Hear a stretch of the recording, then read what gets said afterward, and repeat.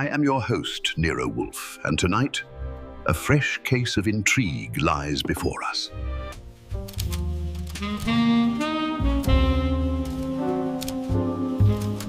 Chapter 1.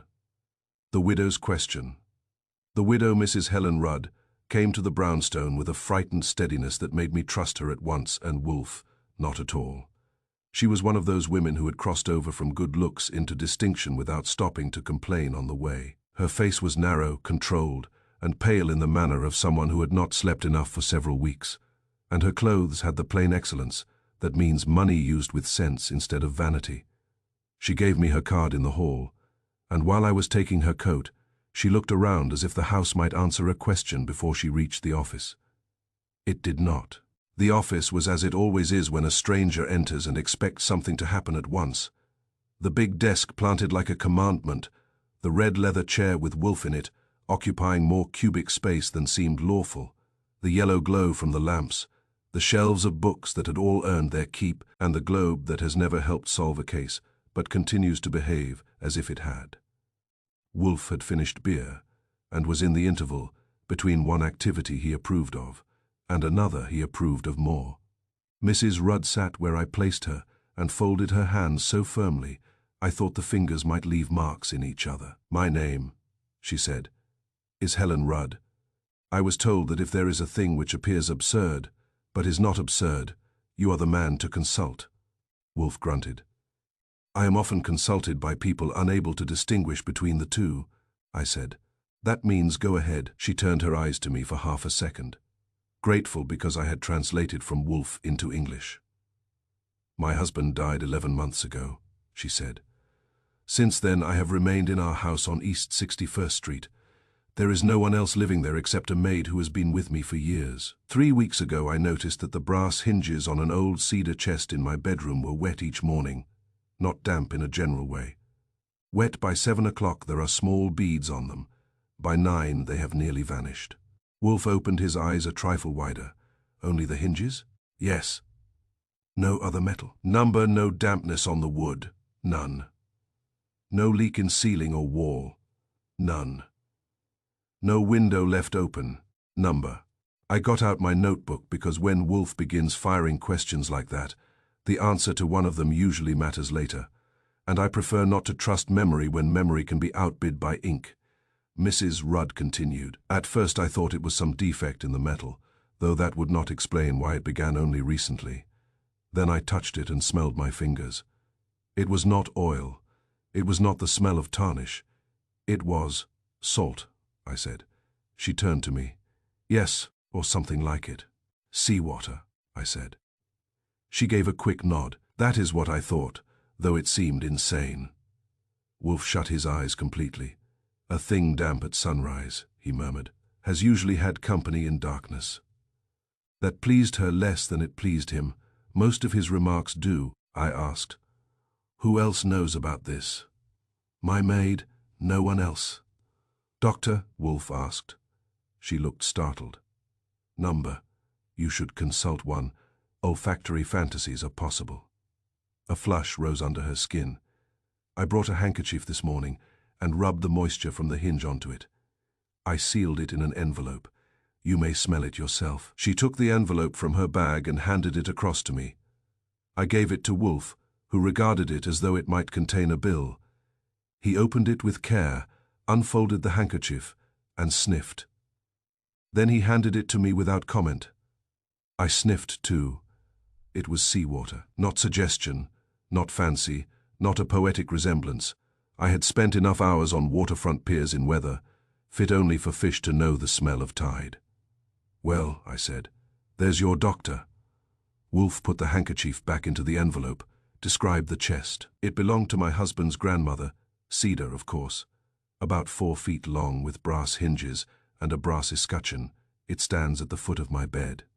"Locked?" "Yes." "Who has the key?" "I do." "Has the lock been tampered with?" "Number, what is in it?" She hesitated, and I saw Wolf notice the hesitation and file it in a drawer with a label on it. "Blankets," she said. "Old shawls, household linens. A packet of letters tied with ribbon." "From whom to whom?" Wolf asked at once. My husband's father to his mother, very old, of no importance.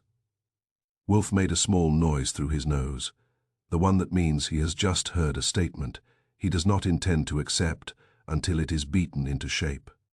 I asked, any servants before this started? Repairmen, guests, relatives, spiritual advisors, men wanting to sell encyclopedias.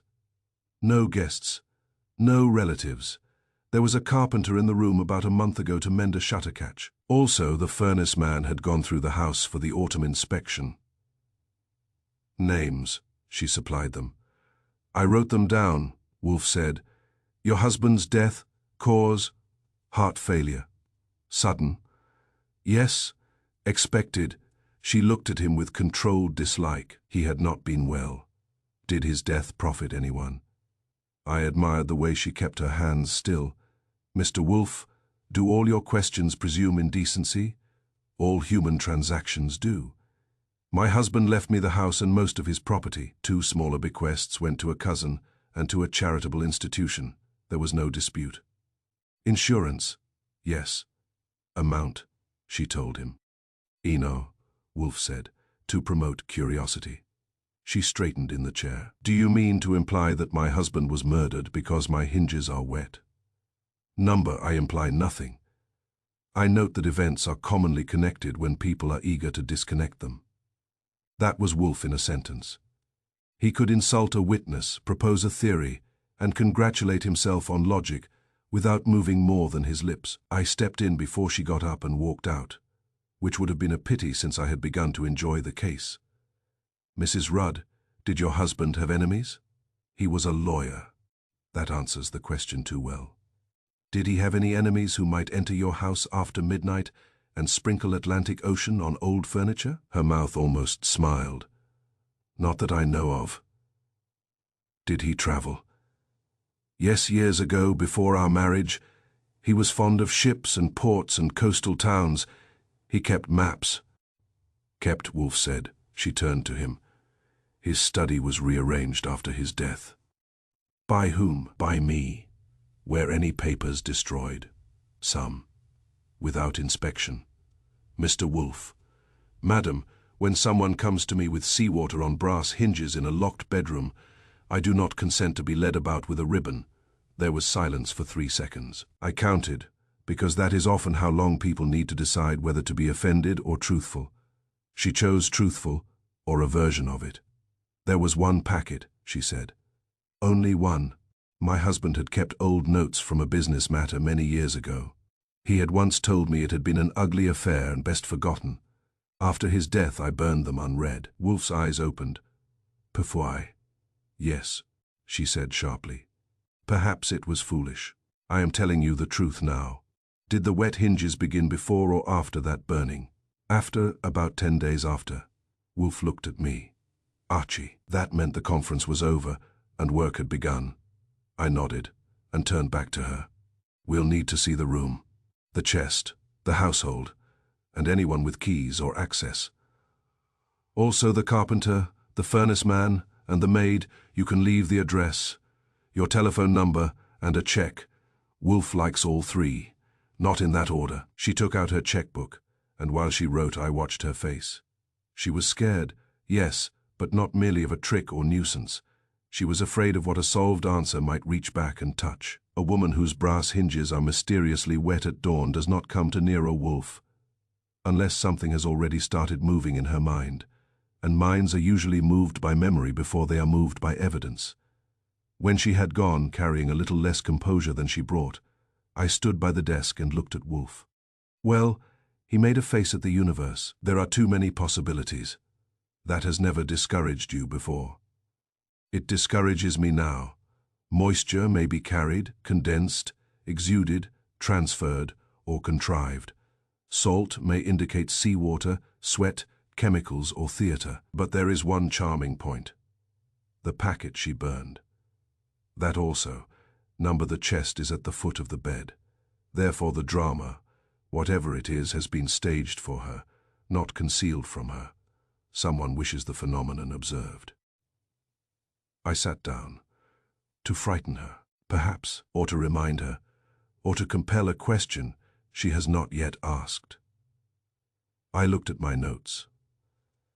The widow's question, he grunted, which in his case can mean agreement, impatience, or an adjustment of internal machinery. At that moment, Fritz came to the door to announce lunch, and Wolf rose, not briskly, but with the inevitability of weather.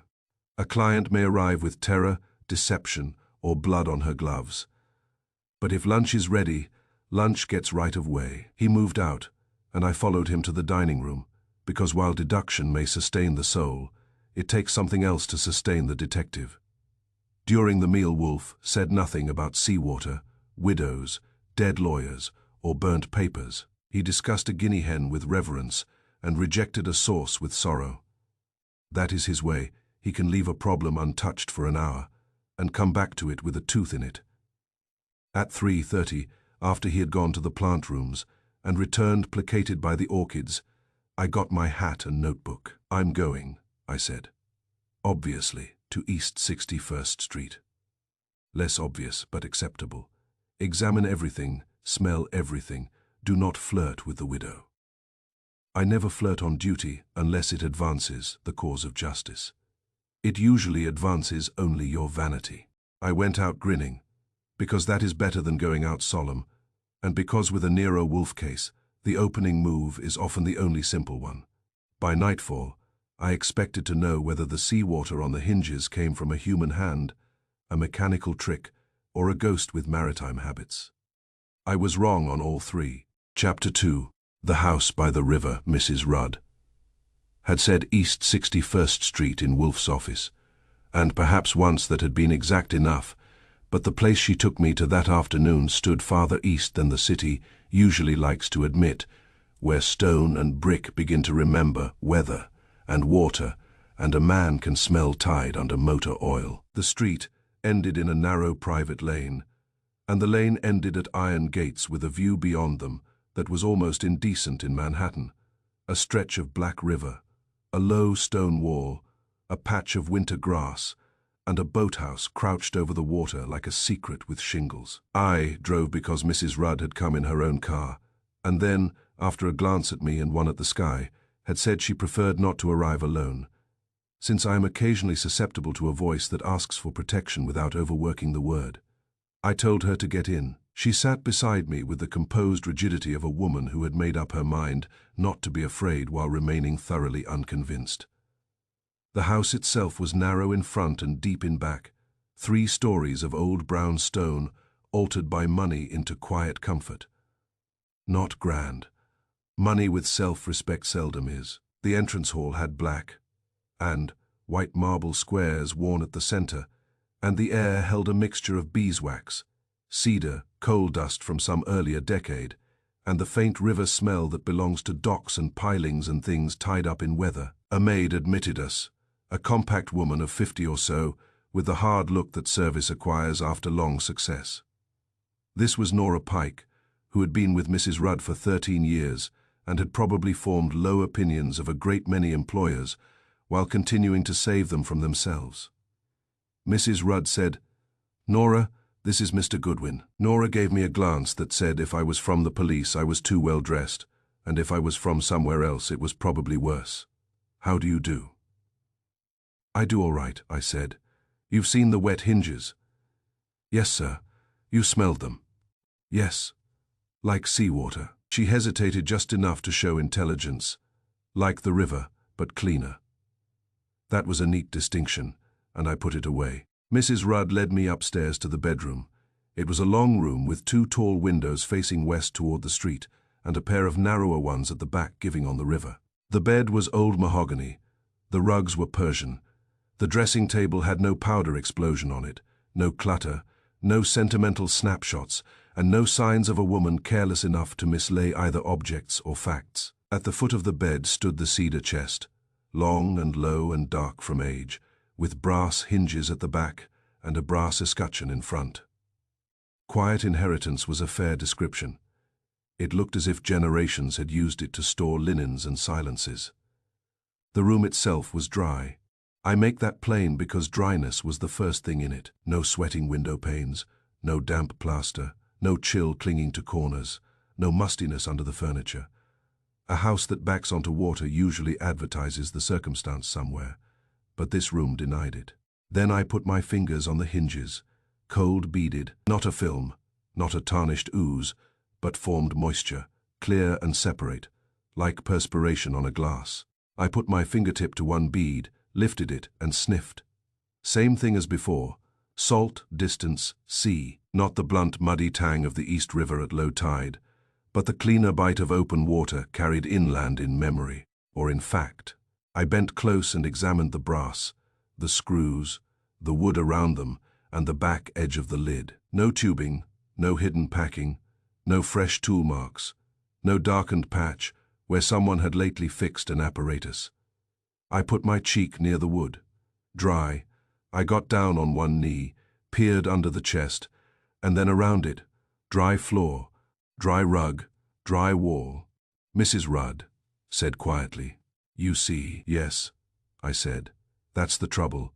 I do. Would you like it opened, please?" She produced a key from a ring in her handbag, crossed to the chest and unlocked it. The lid rose without protest.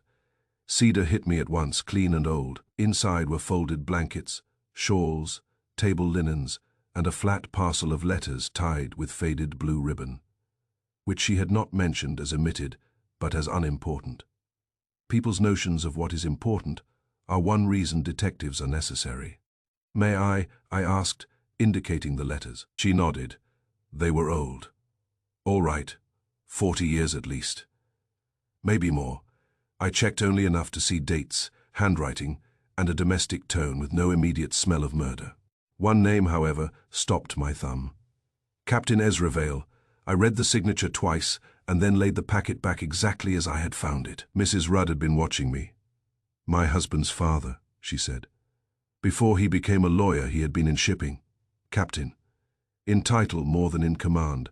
I believe I never knew him. Any connection with the sea in your husband, too?"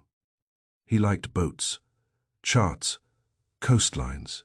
He used to say the law was something he did indoors, so he could afford what he loved outdoors." "Did he use the boathouse?" "Yes, not often in recent years." "Who uses it now?" "No one regularly." That was one of those answers which, because it tries to sound complete, tells you it isn't. I closed the lid and bent again to the hinges. They were on the river side of the chest. If the chest had a river side, that is, the back windows stood in line with them, at a distance of 12 feet or so. I went to the windows. Both were latched. The frames were snug, no drafts. A person could not stand outside them without using a ladder or wings, and I had not yet encountered either in a homicide inquiry. "Did your husband ever keep anything else in the chest?" I asked. "I don't know. You live in a house with a river at the back and a boathouse over the water. And you don't know what your husband kept in the chest at the foot of your bed." She met that without blinking. "I married him, Mr. Goodwin. I did not inventory him. That was good enough to deserve respect, so I gave it some." He asked to see the back of the house, and she took me downstairs through a sitting room and a narrow library into a glazed rear corridor. Beyond it was a stone terrace, winter, bare climbing vines, and below, a path to the boathouse. The river beyond was dark and full of bad intentions. The boathouse sat on piles and timbers, low over the water, its roof sagging only enough to look authentic, not enough to be unsafe. One small lamp burned inside, yellow and lonely. We went down. The boards of the path were damp, but the air had sharpened, and there was nothing in it to explain seawater in an upstairs brass hinge. The boathouse door stuck an inch, then yielded. Inside were 2 empty slips, 1 skiff-on blocks, coils of rope, boat hooks, a bench, shelves with paint cans and tools, and a smell of tar, wet wood, and old gasoline. Through the gaps between the pilings, you could hear the black slap of water underneath. I moved around slowly, looking not for drama but for use. A place that is genuinely neglected acquires one kind of disorder. A place visited secretly acquires another. On the bench was a lantern with soot on the top and fresh oil in it. On one shelf, a box of matches had been opened recently. In a corner stood a pair of rubber boots, one with a newer soul than the other. On a nail hung a dark overcoat, which did not belong to a woman, Mrs. Rudd said. That is Daniel's, I think. Your son-in-law. Yes, lives here. My daughter died 4 years ago. Daniel kept close to the family afterward. Lately he has helped with certain financial matters. Meaning? With the accounts, with leases, with securities. My husband had formerly handled everything. Is Daniel Cross competent? Yes, honest. She looked at the river before answering. I have believed so, past tense. I don't know what I believe this week. That was better than many witnesses do. Most of them prefer certainty to thought. I examined the coat. Good cloth, modestly expensive, city cut. In one pocket I found nothing. In another, a leather glove and a folded dock receipt from 3 nights earlier, for 2 hours mooring at Pier 91. Interesting, because men do not generally pay mooring fees for empty hands. I showed the receipt to Mrs. Rudd. Have you seen this before? Number. Does Mr. Cross own a boat? Not to my knowledge. Has your husband left one? There was a launch, years ago, sold. I put the receipt in my notebook, not because I meant to steal it, but because I meant to ask Daniel Cross about it before anyone had time to remember an innocent explanation. We went back to the house, and in the library I met him. He was 38 or 9, medium tall, well kept, with the handsome fatigue that some men cultivate without help from nature. His hair was dark and disciplined. His clothes fit too well for neglect and not well enough for vanity. He had grey eyes that examined the room before they settled on a face. If you told me in advance that he managed money for other people, I would have believed it. If you told me he lied carefully, I would have believed that too, Mrs. Rudd said. Daniel, this is Mr. Goodwin. Mr. Wolfe has asked him to inquire into the matter I mentioned. He gave me his hand. Good grip, measured pressure. The hinges, that's the word for them, I said. He smiled politely, which is one of the less useful varieties. I hope you won't think us absurd. I passed absurd half an hour ago and kept going. He laughed a little. Not much. Can I help? You can begin by telling me how often you walk to the docks alone in the evening. The smile stayed for a fraction too long. Do I? Your coat is in the boathouse. I had forgotten it there, and the dock receipt in the pocket. That stopped the smile. He turned to Mrs. Rudd, not to me. You went through my things. I did, I said. Detectives are vulgar that way. He faced me. It proves nothing. I agree. That's why I asked, instead of arresting you. He moved one shoulder. I sometimes go down to the commercial docks to meet a man who handles marine investments. Since Mr. Rudd's death, I have been looking into certain holdings the family possesses. Barges, warehouse shares, transport paper. Water gets into everything around New York eventually, including finance. That sounds composed in advance, I said. It also happens to be true. Mrs. Rudd spoke, and there was ice in it. Daniel has taken charge of our accounts because someone had to. The matter is practical. Good, I said. Practical matters leave records. He gave me a sharp look. Do you suspect me of moistening brass hinges before dawn? Number, I suspect everyone of something. The trick is to decide what. Nora came in then with tea. The timing was so good I nearly applauded. Old houses often acquire servants who know exactly when conversation needs a tray set down in the middle of it. She poured for us with the solemnity of a priestess, and heard every word thereafter while appearing to hear none. I took my cup and asked her, Who sleeps in this house besides Mrs. Rudd? Myself in the back room off the kitchen. Sir, Mr. Hall on the 3rd floor, when he is in residence. Who is Mr. Hall? Mrs. Rudd's nephew, said Helen, my sister's son. He has rooms here while attending Columbia, though he is away as often as he is present. How old? 20? 2. And recently present. Nora answered. He was here 2 nights ago, sir. Not last night. Did he ever use the boathouse? As a boy, not of late. Daniel Cross set down his cup. This is becoming a census. That's because houses are full of people, I told him. He looked at me with mild dislike, which was fair. I usually earn it. I spent another 20 minutes with the room, the corridor, the back windows, and the stairs. I checked whether anyone moving from the rear of the house to the bedroom at night would be heard. On the second stair from the landing, there was a soft complaint in the wood. On the fourth, none. The hall runner muted more than it revealed. The bedroom door had an old latch that clicked distinctly on closing. I opened and shut it 3 times. Anyone entering by night would need care, not magic. Before I left, I asked Mrs. Rudd one more question. Has anything else changed in the house since the hinges began to sweat? She thought. Number Nora, behind her, said, Yes, ma'am. Mrs. Rudd turned. What? The river bell at the 23rd Street slip, ma'am. It carries on certain nights with the wind. We have heard it this last week. Helen Rudd frowned. What has that to do with anything? Nora folded her hands. Nothing, perhaps, only you asked if anything had changed. I said, Good for Nora. Details are the small change of truth.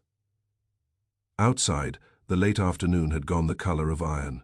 I drove back to the brownstone with the receipt in my pocket, the smell of the boathouse in my clothes, and a pleasant dissatisfaction in my head. It is pleasant because it means the pieces exist, even when they don't yet consent to fit. At the office, I found Wolf installed behind his desk as if he had never moved from it. Though I knew he had consumed dinner tea, inspected orchids, insulted Theodore, and improved his opinion of the world by sitting still. I gave him the report from the top, omitting nothing. The room dry, the hinges beaded and cold, the old letters signed by Captain Ezra Vale, the boathouse, the coat, the dock receipt, Daniel Cross with the family accounts in his hands and marine interests on his tongue, the nephew on the 3rd floor, the maid in the back, and the river bell heard on certain nights.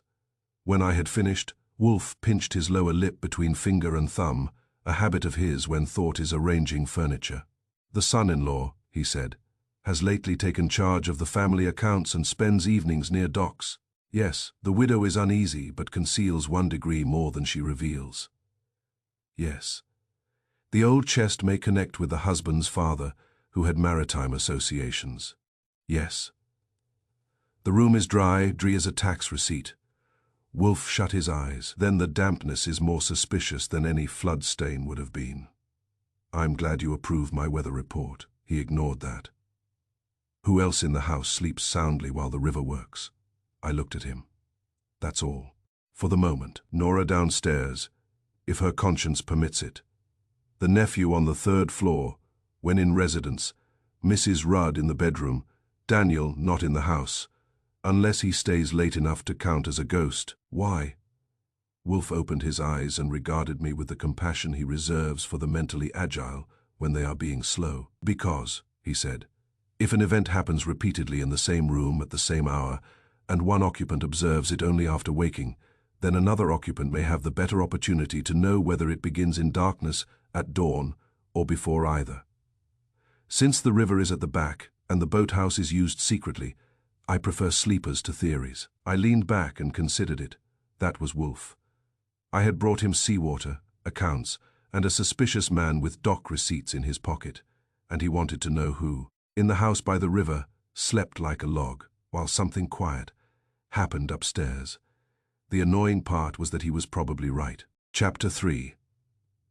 Death before noon, I had got no farther than the front hall of the brownstone, when the telephone rang with the kind of insistence that always suggests bad news has taken the trouble to be punctual. I picked it up because Fritz was in the kitchen and Wolf was in the office, pretending to read while actually thinking about the widow, the wet hinges, and whether any of it might interfere with dinner.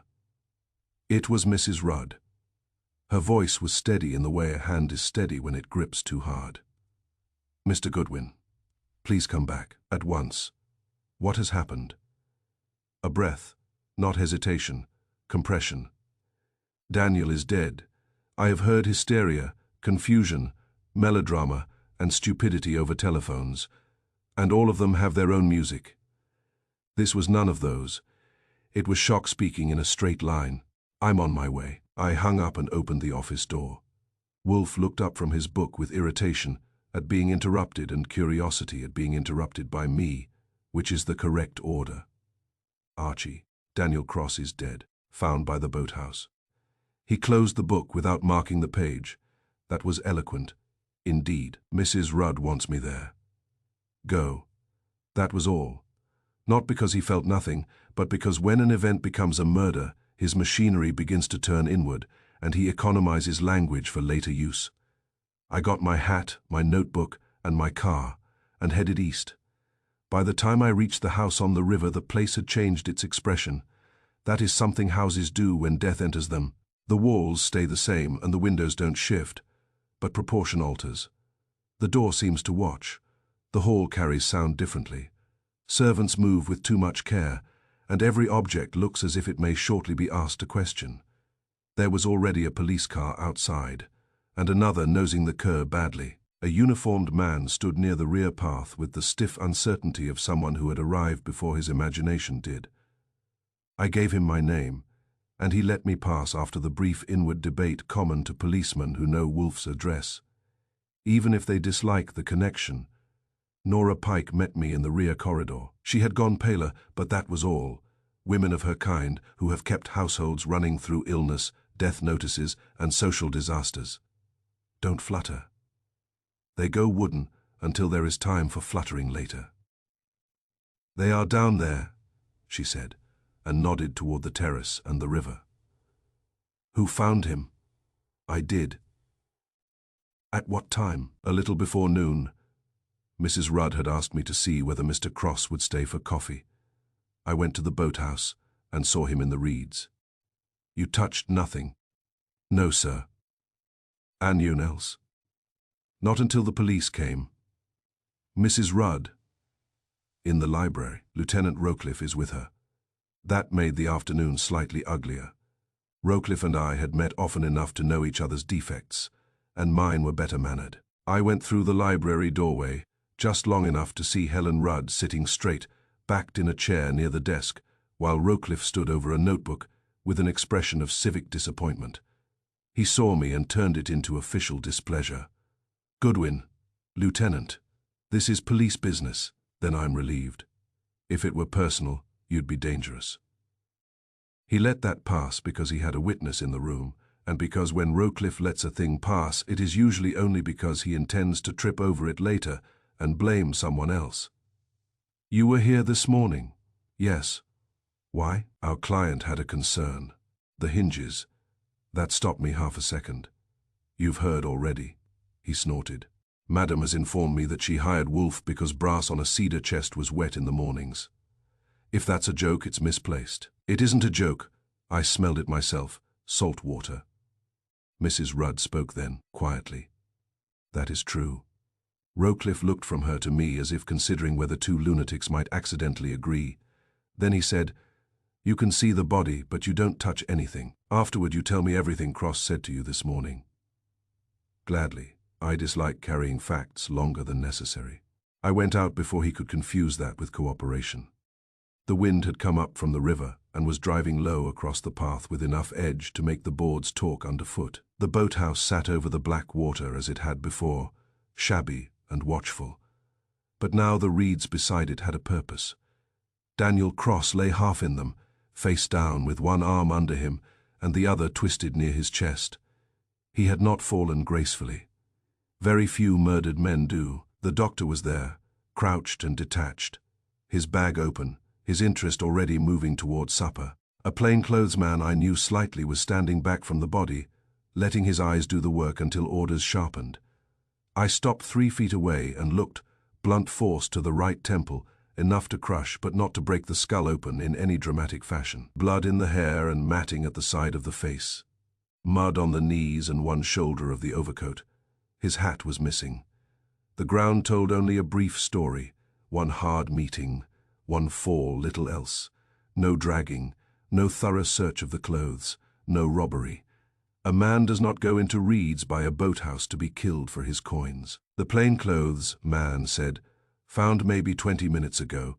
Doctor says dead under an hour. The doctor grunted assent without looking up. Cross's pockets still held their shape wallet present. Change present.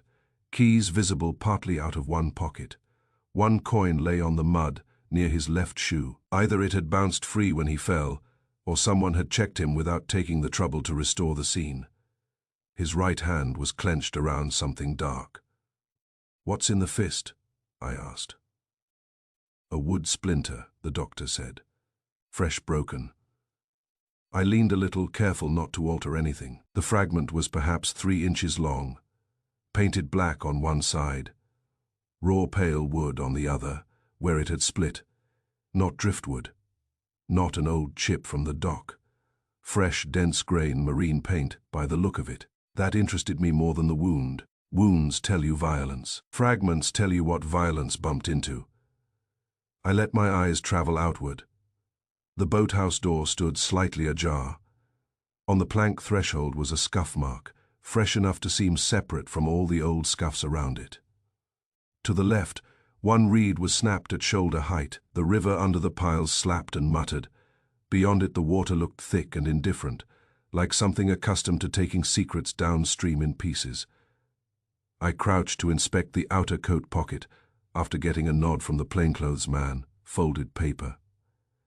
He took it out and handed it to me. A chandlery receipt from upriver, time stamped 9/12 that morning, paid in cash. 1 brass cleat, 6 feet of braided line, 1 small tin of black marine paint, 1 packet of copper tacks. Interesting purchases for a man who, according to the widow, owned no boat. I handed the receipt back. "Not robbed," the plainclothes man said. "Number, you know him." I met him for 10 minutes and disliked how smooth he was. "That's not illegal. Number, it's merely suggestive." I looked from the body to the house. Mrs. Rudd's rear windows were visible above, blank and decorous. Somewhere in that house stood the cedar chest with the wet hinges. Somewhere in it also, by now, was Rowcliffe's curiosity, which would be rougher than mine and less productive. The distance between the bedroom and the reeds wasn't great in feet, but it was considerable in meaning. A widow troubled by seawater in a dry room, a son-in-law in charge of accounts and slipping alone to the docks. Now the same man dead in the marsh with a piece of painted wood in his hand. The river had brought more than weather. Rowcliffe came down the path then, buttoned to the chin and annoyed at the existence of variables. He looked at the body, at me, and at the receipt in the plainclothes man's hand. "Well, what? What do you know about him?" "Very little," he claimed. He was looking after marine investments for the family. He had a coat in the boathouse, and a dock receipt in its pocket from 3 nights ago. He answered questions too smoothly to be innocent of every subject. "Your opinion is wasted on me, facts." That was facts. My opinion was the part about smoothly. He took the chandlery receipt, read it, and frowned. "Cross by this stuff, apparently. Why, that's what makes it a receipt instead of a confession." He did not like that. Good. It kept his blood moving. "You'll give me a statement?" "Certainly." He turned to the doctor. "Weapon." The doctor straightened a little from his crouch. "Blunt object. Could be a club, a mooring bar, a length of timber, anything with weight and a hard edge. 1 solid strike, maybe a second glancing one, but 1 was enough. From behind, mostly from the side. Victim may have turned at the last instant." "Looks like it," I said, "or it broke against him." The doctor shrugged. "Could be." Rowcliffe grunted and sent a man to search the boathouse thoroughly. I used the interval to go back up to the house and speak to Mrs. Rudd before official repetition wore her down into uselessness. She was still in the library, but alone now. Her face had changed since morning. Fear had become something narrower and sharper, a private arithmetic being done under strain. "Did Cross come by appointment?" I asked. Number was he expected. He often came in the late morning. Since taking over the accounts, he had made a habit of it. "You didn't see him arrive?" Number, Nora. She says she heard the back door earlier, but did not look. Anyone else in the house? My nephew Richard Hall returned shortly before 11. He is upstairs. That was news. Did he see Cross? I don't know. Did Cross have enemies? She gave me a strange look. He handled money. Does that count? It always counts. Whether it matters is another thing. Her hands tightened in her lap. Mr. Goodwin, this is about the chest. Possibly. Number it is. Daniel asked me twice this week whether there were any private papers of my husband's not included in the estate files. And you said no. Yes. That was false. Yes. What did he suspect? I don't know, but he had become inquisitive about my husband's father. That kept me still. Captain Ezra Vale. She nodded. My husband's father used that name in his shipping affairs. Daniel had found references in old ledgers. He asked whether Vale was a partner. I said I did not know. Did you? Yes. That honesty helped more than innocence would have. And the papers you burned, memoranda, notes by my husband, transactions, names, dates. I burned them unread except for enough to know they concerned shipping and that name. Any of it about a boat? I don't know. Nora entered then and said, Lieutenant wants the key to the chest, ma'am. Mrs. Rudd looked at me, I said. You can refuse, but you'll only lengthen the performance. She handed the key over. I left her and found a telephone in the hall. Wolf answered on the second ring. Yes, it has improved, I said. Cross is dead beside the boathouse. Blunt blow to the temple. Not robbed. One hand clenched around a fresh splinter of black, painted wood. He had a receipt on him from a chandlery for marine hardware and black paint bought this morning. Wolf was silent, I continued. Mrs. Rudd admits Cross had been asking about private papers and about Ezra Vale. The nephew is in the house now. Rowcliffe is searching the chest. The room with the hinges? Yes. Has the dampness ceased to matter? Number good. Come home. That's all. Number bring the part of your brain you left by the river. He hung up before leaving. I took one more turn through the rear corridor. On the terrace I met the nephew, Richard Hall, coming in from the stairs. He was 22, narrow, shouldered, intelligent, looking and pale in the way of young men who live irregularly and explain it as intellectual strain. He had a face too open to be trusted immediately and eyes too quick not to notice everything. Your Hall? Yes. Where were you at 11:30? He blinked. In my room. Anion with you? Numbered. Did you see Cross? Numbered. Did you hear anything from the river? His hesitation was brief but real. A sound, something striking wood perhaps, I wasn't sure. Why not say so at once? He colored.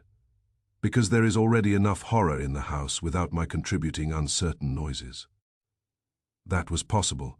It was also the kind of answer a clever young man gives when deciding on the truth while speaking near it. Back at the brownstone, Wolf was at his desk, broad and motionless, with the expression he gets when several facts have entered and are still refusing to sit in the proper chairs. I reported everything, from the body in the reeds to Mrs. Rudd's admission about the memoranda, the nephew's doubtful thump, and the chandlery receipt.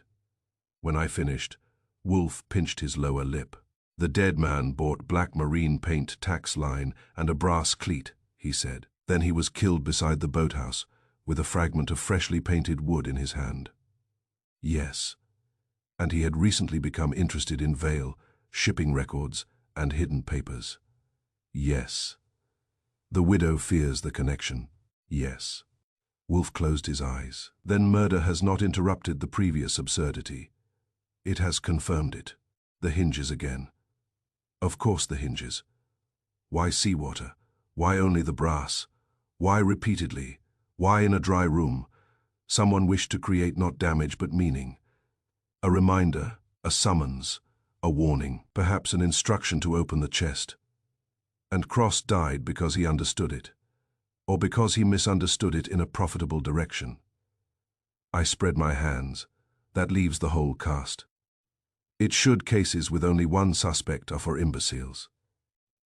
He opened his eyes. Telephone Saul Panzer, also Fred Durkin.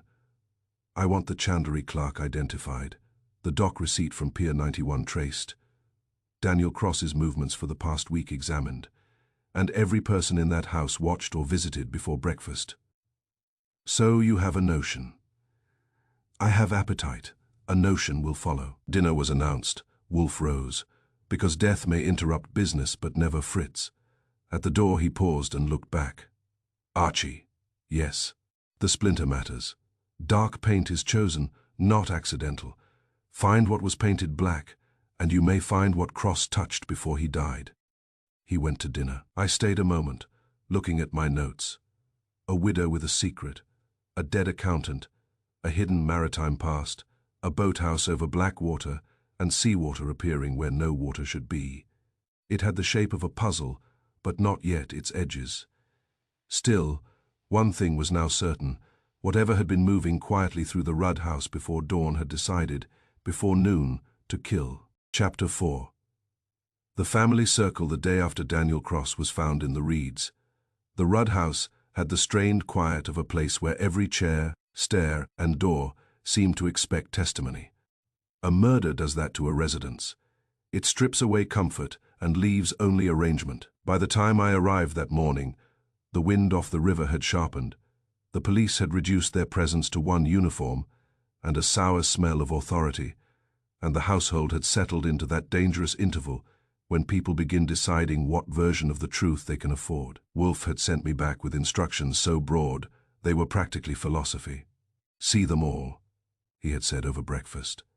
The widow, the dependents, the idle young, the servants, the indispensable menials, and the useful liars. In a house where money, secrecy, and death have met, one should inspect the family circle with gloves.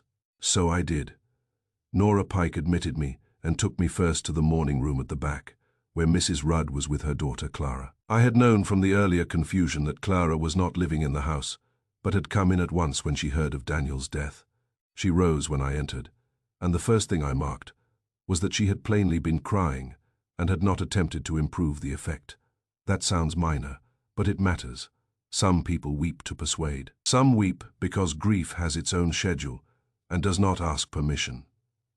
Clara belonged to the second class. She was in her early 30s, slender and dark-haired, with a face that would have been handsome under easier circumstances. Her eyes were swollen but direct. When she shook my hand, she did not overdo the tremor. "You are Mr. Goodwin," she said. "Yes. Mother says you ask direct questions, only when I suspect indirect answers." That brought the smallest lift at one corner of her mouth. Not a smile, but an acknowledgement that wit still existed in the world and might even be useful. Mrs. Rudd remained standing a moment, then sat again with the rigid control I had already learned to expect from her. Clara looked from her mother to me and said, "You want to know whether Daniel had become secretive. That would be a good beginning." He had. Mrs. Rudd turned sharply, but Clara went on. He was restless the last few weeks, evasive, easily startled. He would begin a sentence and abandon it if anyone entered the room. Twice he asked me for money, and once he asked for much more than he could reasonably explain. "How much?" $5,000. "That's more than nervous pocket change." "Yes." "Did you give it to him?" "Number reason given. He said he was close to settling something important and that if I trusted him one last time, he could clear the whole matter." "That sounds like a man either in trouble or about to create some." She nodded. "I thought so too." "Did he say trouble with whom?" "Not clearly. He hinted there were men in shipping who wanted him cornered." "Names?" "No names I would trust." He spoke in fragments. "Warehouses, freight claims, old transport holdings, things inherited from my father's files, perhaps, though I'm not certain." Mrs. Rudd said, "Clara, you need not speculate." "I'm not speculating," Clara said quietly. "I'm telling him what Daniel sounded like."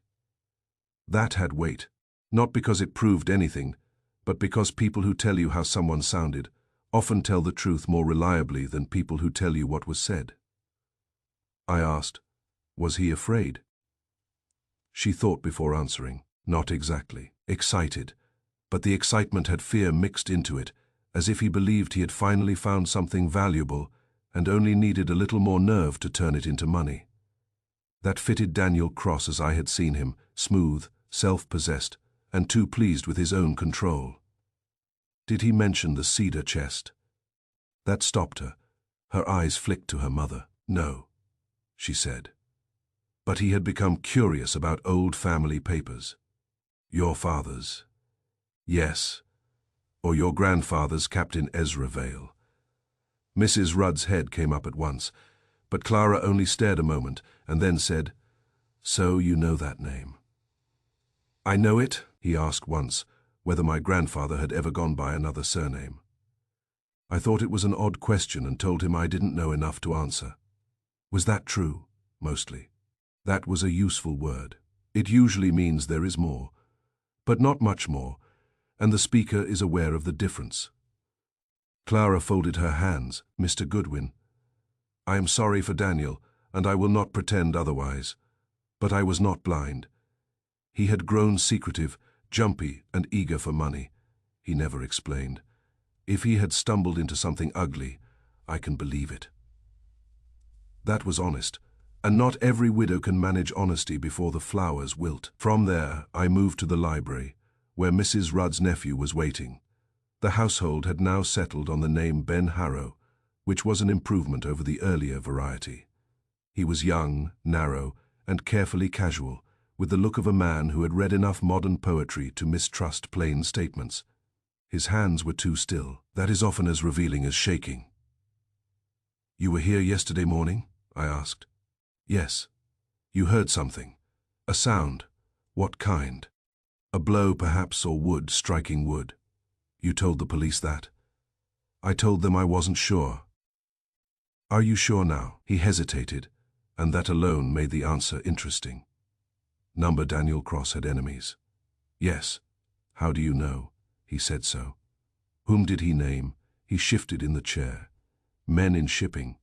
"Such as?" He looked annoyed at the demand for specifics, which meant he had expected the phrase to earn credit on its own. "I don't know names," he said. "Not with confidence." That's a careful phrase. He flushed slightly. He complained that men in shipping could ruin someone quietly. "Who?" "I told you, I don't know." "When did he say it?" "Last week in the hall." Exact words. That trapped him. He had not expected exactness. After a second he said, "There are people in shipping who think I know less than I do." Something like that. Something like that. I repeated. He lifted his chin. "Do you think I'm lying?" "I think you've prepared the outline and neglected the details." That irritated him, but he had no answer ready. Good. A rehearsed liar hates being forced off script. I pressed him about Daniel's visits to the boathouse, his questions about old family papers, and whether he himself had ever seen Daniel near Mrs. Rudd's room after midnight. Each time Ben answered negatively, but with just enough delay to suggest that truth and convenience were being consulted in turn. The last member of the circle I wanted was the caretaker, Owen Pike. I found him outside near the boathouse, coiling line beside the path, as if rope could be trusted when people could not. He was stocky, weathered, and unimpressed by everyone. Rivermen often are. They know that land people make too much of motive when plain greed and bad temper will explain half the city. "You handle the launch?" I asked. "When it's needed?" "Was it used the night before Cross died?" "Number. No boat at the dock." "Number," he said it promptly, which made it worth doubting. "Any visitors from the river?" "Number any lights in the boathouse?" I didn't look. "Your business includes not looking." He stared at me. "My business includes not inventing." That was better than most. I let my eyes drop to his boots. They were heavy rubber, and around the edges of both soles, fresh river mud still clung in a dark ring, not the dried residue of old work, but the wet, recent kind that keeps its shine. "You've been down close to the water this morning." "I work here." "You said no boat used the dock overnight." "That's right." "Then what brought you into the mud before breakfast?" He took half a second too long, checking a line under the landing. "What line?" "The spare stern line." "On which boat?" No answer then. "On the skiff." "There was no skiff in the slip, only the old one on blocks," I said. "Owen, when a man lies about water, he usually forgets that mud keeps records." That did not shake him outwardly, but it put a small hardness in his mouth. Maybe. I went down to see where the police had been stepping. Am I not allowed curiosity? Of course, it's one of the commonest motives. He turned away then and began fussing with the rope again, which was as good as a refusal and nearly as informative. Back at the brownstone, I gave Wolf the whole report. Clara's honest grief and clear-eyed account of Daniel's new appetite for money, Ben Harrow's claims about enemies in shipping, delivered with the smoothness of something memorized. Owen Pike's denial that any boat had used the dock overnight, contradicted by the fresh river mud ringed around his boots. Wolf listened with his eyes half shut. When I finished, he opened them and moved one finger against the desk blotter. Clara weeps honestly, he said, but not blindly. Therefore she is useful. The nephew offers shipping enemies without names. Therefore he is either protecting someone or imitating information overheard imperfectly. The caretaker denies river traffic while wearing the river on his boots. Therefore he is a fool, a liar, or both. That covers the field nicely. Number it merely plants flags. He leaned back. The crucial point is the quality of the lies. The daughter's truth contains pain. The nephew's contains preparation. The caretaker's contains mud. I grinned. You're becoming poetic. Number merely accurate. Lies told indoors seldom dry as fast as wet metal. That was Wolf. Give him a widow, a corpse, muddy boots, and a household full of soft evasions, and he would reduce them all to one line that sounded like epigram and operated like a knife. I said, so which one is the worst liar? He closed his eyes again. That depends, Archie, on which one knows why seawater appears where no water should be. Chapter 5. The Cedar Chest opened by noon. Wolf had reached the stage of irritation that means he is ready to act.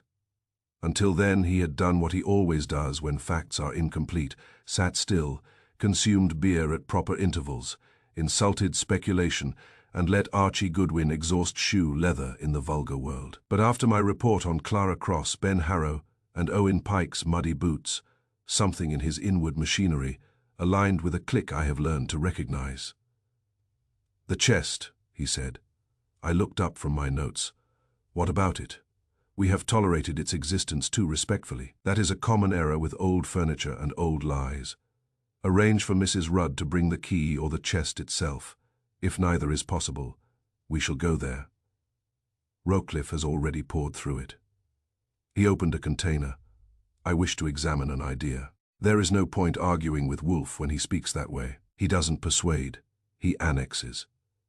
I telephoned Mrs. Rudd, and after a pause long enough to contain alarm, shame, resistance, and decision, she said she would come at once. She arrived an hour later, pale but steady, with the key in her bag and the expression of a woman who had begun to suspect that withholding facts from Nero Wolfe was like saving crumbs from a hog. She sat in the red leather chair opposite Wolfe's desk. While I stood by the globe and watched him, he did not begin with courtesy. "Madam," he said, "the cedar chest in your bedroom is no longer an heirloom. It is an instrument. We must know whether it has been altered, used, searched, or emptied." "It has been opened twice by the police already," she said. "That is unfortunate for them. It remains necessary for us." She looked at me, then back to him. "If you must." "I must." We went to the house at once. Wolfe hates leaving the brownstone during business hours, but he hates ignorance more, which is the only compliment I can pay the case. The trip across town did nothing for his temper. Traffic offended him, weather offended him, and the idea of investigating furniture on its native premises offended him in principle. By the time we reached the Rudd place, he had settled into a silence so concentrated that it might have qualified as weather of its own. Mrs. Rudd took us upstairs to the bedroom. The room remained dry, orderly, respectable, and faintly hostile. If a room can resent scrutiny, that one did. The cedar chest stood where it had stood before, at the foot of the bed, dark and patient, with its brass hinges now dull and innocent in the afternoon light. Wolfe did not touch it at first. He stood over it, massive and motionless, his eyes narrowed, taking in proportion grain, metal, placement, and relation to the room. Then he said, "Open it." Mrs. Rudd produced the key. The lid rose on the familiar breath of cedar. Blankets, shawls, old linens, and the reduced contents. The police had left in place were stacked with moderate neatness. Wolf looked once and said, "Remove them."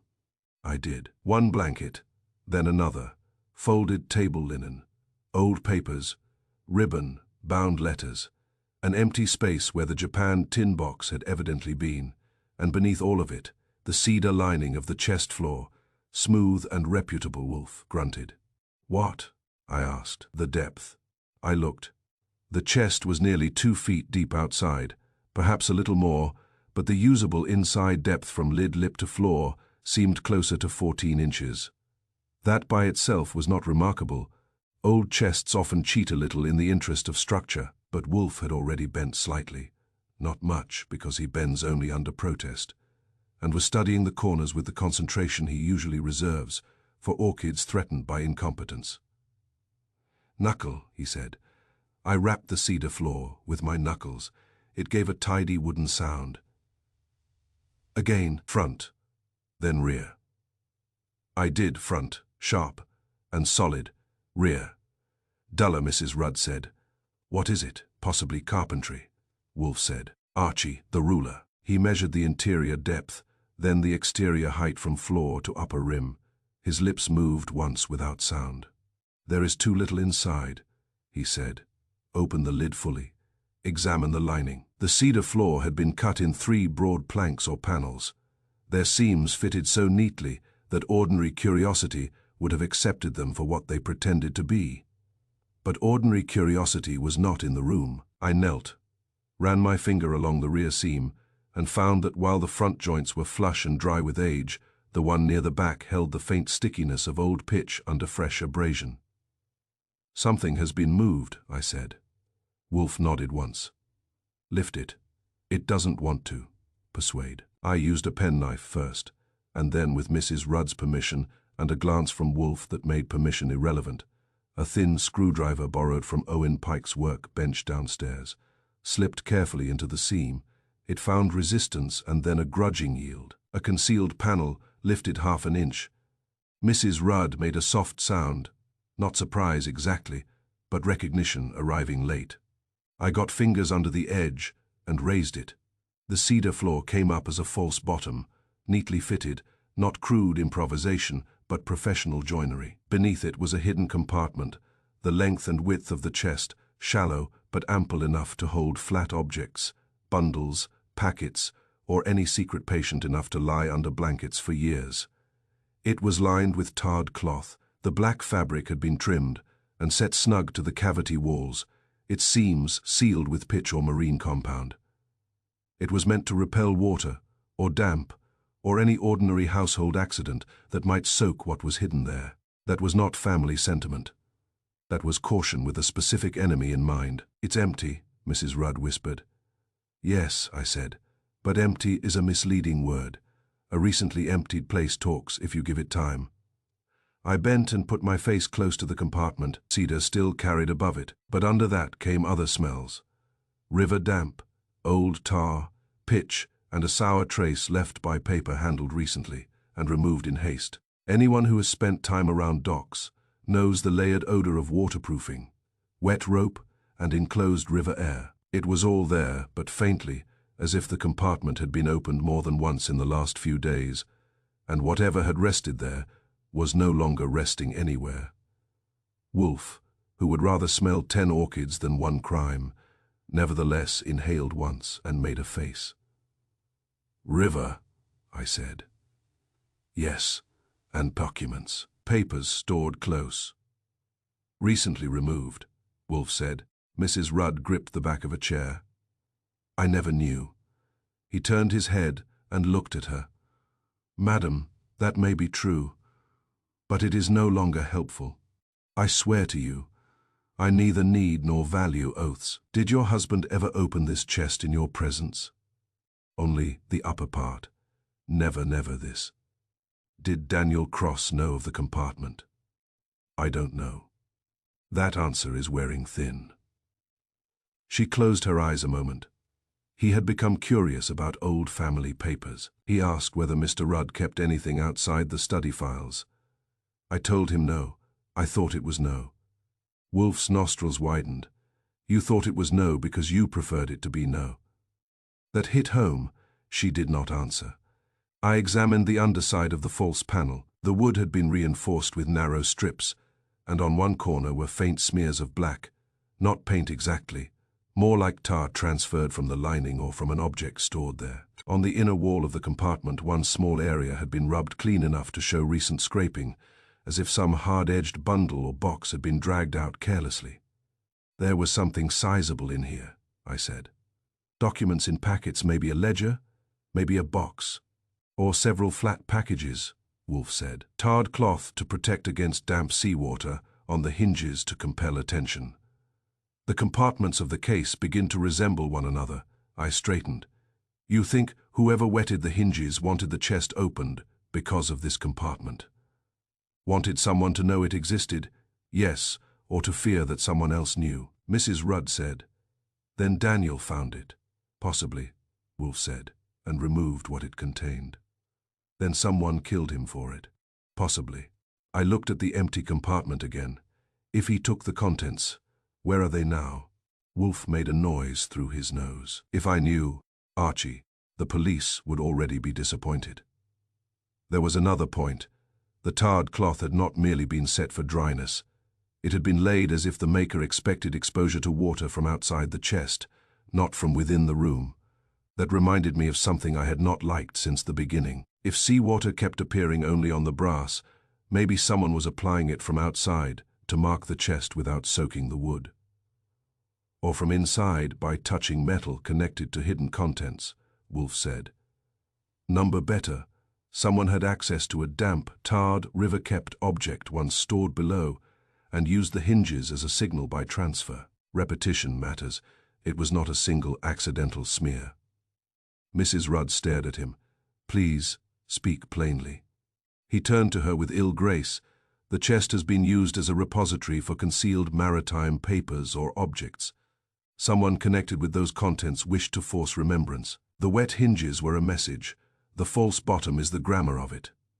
That did not comfort her much, which was fortunate, because truth rarely deserves that reputation. I took out the ribbon, bound letters and checked them again, this time more thoroughly. Most were domestic enough.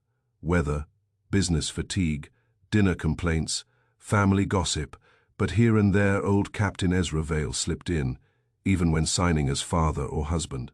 There were references to cargo delayed at Red Hook, a packet secured against damp, and once, in a line that made me read it twice. What is safest must lie where women store the harmless things men never notice. That was nearly a confession, though old men with maritime pasts are capable of writing practical instructions as if they were epigrams. I showed the sentence to Wolf. He read it and grunted. The man had vanity and a chest. Yes. Mrs. Rudd had come closer now, though unwillingly. May I see? I handed her the letter. She read the line and went white in a manner. No powder can imitate. My husband knew, she said. Of course, Wolf replied. Whether he knew the contents, or merely the method remains to be learned. I replaced the letter and lowered the false bottom carefully back into place, though not so carefully as to preserve illusions. The compartment had done that work long enough. As we went downstairs, Wolf paused once on the landing to catch his breath, not from illness, but from the offensive necessity of vertical travel. He looked back toward the bedroom door. Old furniture, he said. Often serves crime because age discourages curiosity. People bow to antiques and assume honesty from Polish, I said. That applies to more than furniture. Yes, it applies to families. Down in the library, I telephoned the brownstone for Saul Panzer and got him on the line. Wolf took the extension, which was rare enough to make me listen harder, Saul. We need Daniel Cross's movements again, but with one correction, assume he discovered or removed concealed papers from a false compartment in a cedar chest. Search his apartment, his office, his bank box, if you can provoke access, and his acquaintance list among shipping clerks, warehouse men, and document handlers. Also inquire whether he recently sought to sell, copy, or appraise old maritime papers. He listened, grunted, and hung up. Mrs. Rudd said, "What were they, those papers?" Wolf settled into a chair without invitation because his size abolishes that formality. That, he said, depends on why a compartment meant to repel water was hidden in a bedroom chest and why seawater was used to announce its importance decades later. They may be records of fraud, title, blackmail, ownership, or crime. At present, they are absence. Absence is informative but not yet articulate. I leaned against the mantel, and Daniel Cross died before he could become articulate too. Wolf looked at me, or because he had already done so, to the wrong person. That was the chapter's real state when we left the house. An open chest, an empty cavity, tarred cloth, river smell, and the certainty that something once hidden there had crossed from family secret into present danger. The false bottom had not given us the missing papers, but it had given us a shape. Sometimes that is enough to keep a murderer from sleeping and a detective from needing to. Chapter 6. Papers from the water. By the time Chapter 6 began to take shape, Daniel Cross had improved in one respect. Being dead, he had stopped explaining himself. That was useful, because alive he had apparently made a practice of talking around facts until they lost the will to stand upright. What he left behind was better. Drawers, memoranda, receipts, and the sort of private markings men use when they believe that shorthand is the same thing as secrecy. The morning after we opened the false bottom of the Cedar Chest, Wolf sent me out with 2 instructions. "Search Cross's desk," he said, "and do not return merely having looked at it." That was all. With Wolf, brevity is usually either contempt or confidence. In this case, it was confidence, and I prefer that from him because it saves time. Daniel Cross kept an office downtown, on the 3rd floor of a modest building near the lower river, where insurance brokers, shipping agents, and other respectable scavengers lived by invoices and delay claims. Saul Panzer had already learned enough to get me in without ceremony. Cross's landlord, a dry little man with polished spectacles, had decided after one evening with homicide detectives that any further search conducted by a man in a good hat was probably legal enough for his taste. The office suited Cross exactly. It was neat without being honest, tasteful without generosity, and efficient in the same way a locked drawer is efficient. The desk was walnut veneer with brass pulls. There were 2 filing cabinets, 1 correspondence tray, 1 map of the river and upriver wharves pinned to a side wall, and an odor of paper, dust and stale tobacco over everything. A dead man's office never feels empty at once. First it feels paused, as if the owner has only stepped out to lie to someone in the hall. I began with the desk. The top drawer yielded the usual tribute to business: pencils, envelopes, a sealing stamp, bank slips, 2 unpaid bills, and a cheap revolver without cartridges. That interested me just enough to note it. A man who keeps an unloaded gun in his desk either expects to threaten the timid or reassure himself. The right pedestal held routine files at the top and less routine material below. In the second drawer, I found a leather memorandum book, not hidden exactly, but buried under freight circulars and invoices, as if Cross had wanted to be able to reach it quickly while preserving the right to deny that it existed. The pages were filled in a tight upright hand with initials, dates, doc references and times. Not names, initials. Not destinations, marks. Not descriptions, codes. I sat down and began copying. Ebel Fay 2 PKGs Fay 11:40 p.m. Fay Ope confirmed. Hey Fay, anchor mark, Fay clear tide. At a house per Dalton Dwan. Withheld pending ledger. There were dozens of entries, many of them too thin to mean anything alone, but 3 patterns appeared at once. First, Cross had been tracking deliveries or handoffs on specific nights. Second, some entries carried a tiny hand, drawn anchor in the margin. Third, several referred to house with a capital H, which in a river office might mean anything. If I didn't already know a house on the river with a boathouse, a false, bottomed, cedar chest, and a widow whose brass hinges turned wet at dawn. He went through the drawers more carefully. In the lower left, I found a folder labeled Storage Adjustments, which was a liar's title if ever one existed. Inside were sheets of ordinary business paper covered, not with accounts, but with cross, indexes, parcel counts, initials, night tides, and what appeared to be launch times. One sheet listed 11:15 South Slip 1205 House, 440, open 6:10 pass. And another were 3 columns headed only in Hold and Onward. Under Onward were initials followed by places inland, Yonkers, White Plains, Patterson, Newark, even one marked Albany buyers. Recipients, intermediaries, whatever they were not entered like legal shipments. The thing that fixed it was a separate paper tucked into the folder as if Cross had been using it as a marker. It was headed with the printed name of the Town Warehouse Association, but the lines beneath were blank except for dates. No parcel numbers, no intake marks, no clerk initials. In other words, nights, when goods or papers had moved and never entered the town warehouse books at all. I leaned back and looked at the river map on the wall. Pinned along it were 3 colored tacks, one near Pier 91, one at a chandlery upriver, and one at the narrow stretch of river beside the Rudd property. Men may lie with numbers, but maps betray intention by what they bother to remember. I spent another 40 minutes at it, and finished with copies of every coded entry that seemed tied to the house, the boathouse, or the anchor marks. Then I telephoned Wolf from the outer office. Yes, it's Cross's desk, evidently. You were right. I am often right. Be specific. Coded notes, launch times. Parcel entries by initials, several pages suggest regular movement from river to house to inland recipients. The warehouse books don't show the traffic.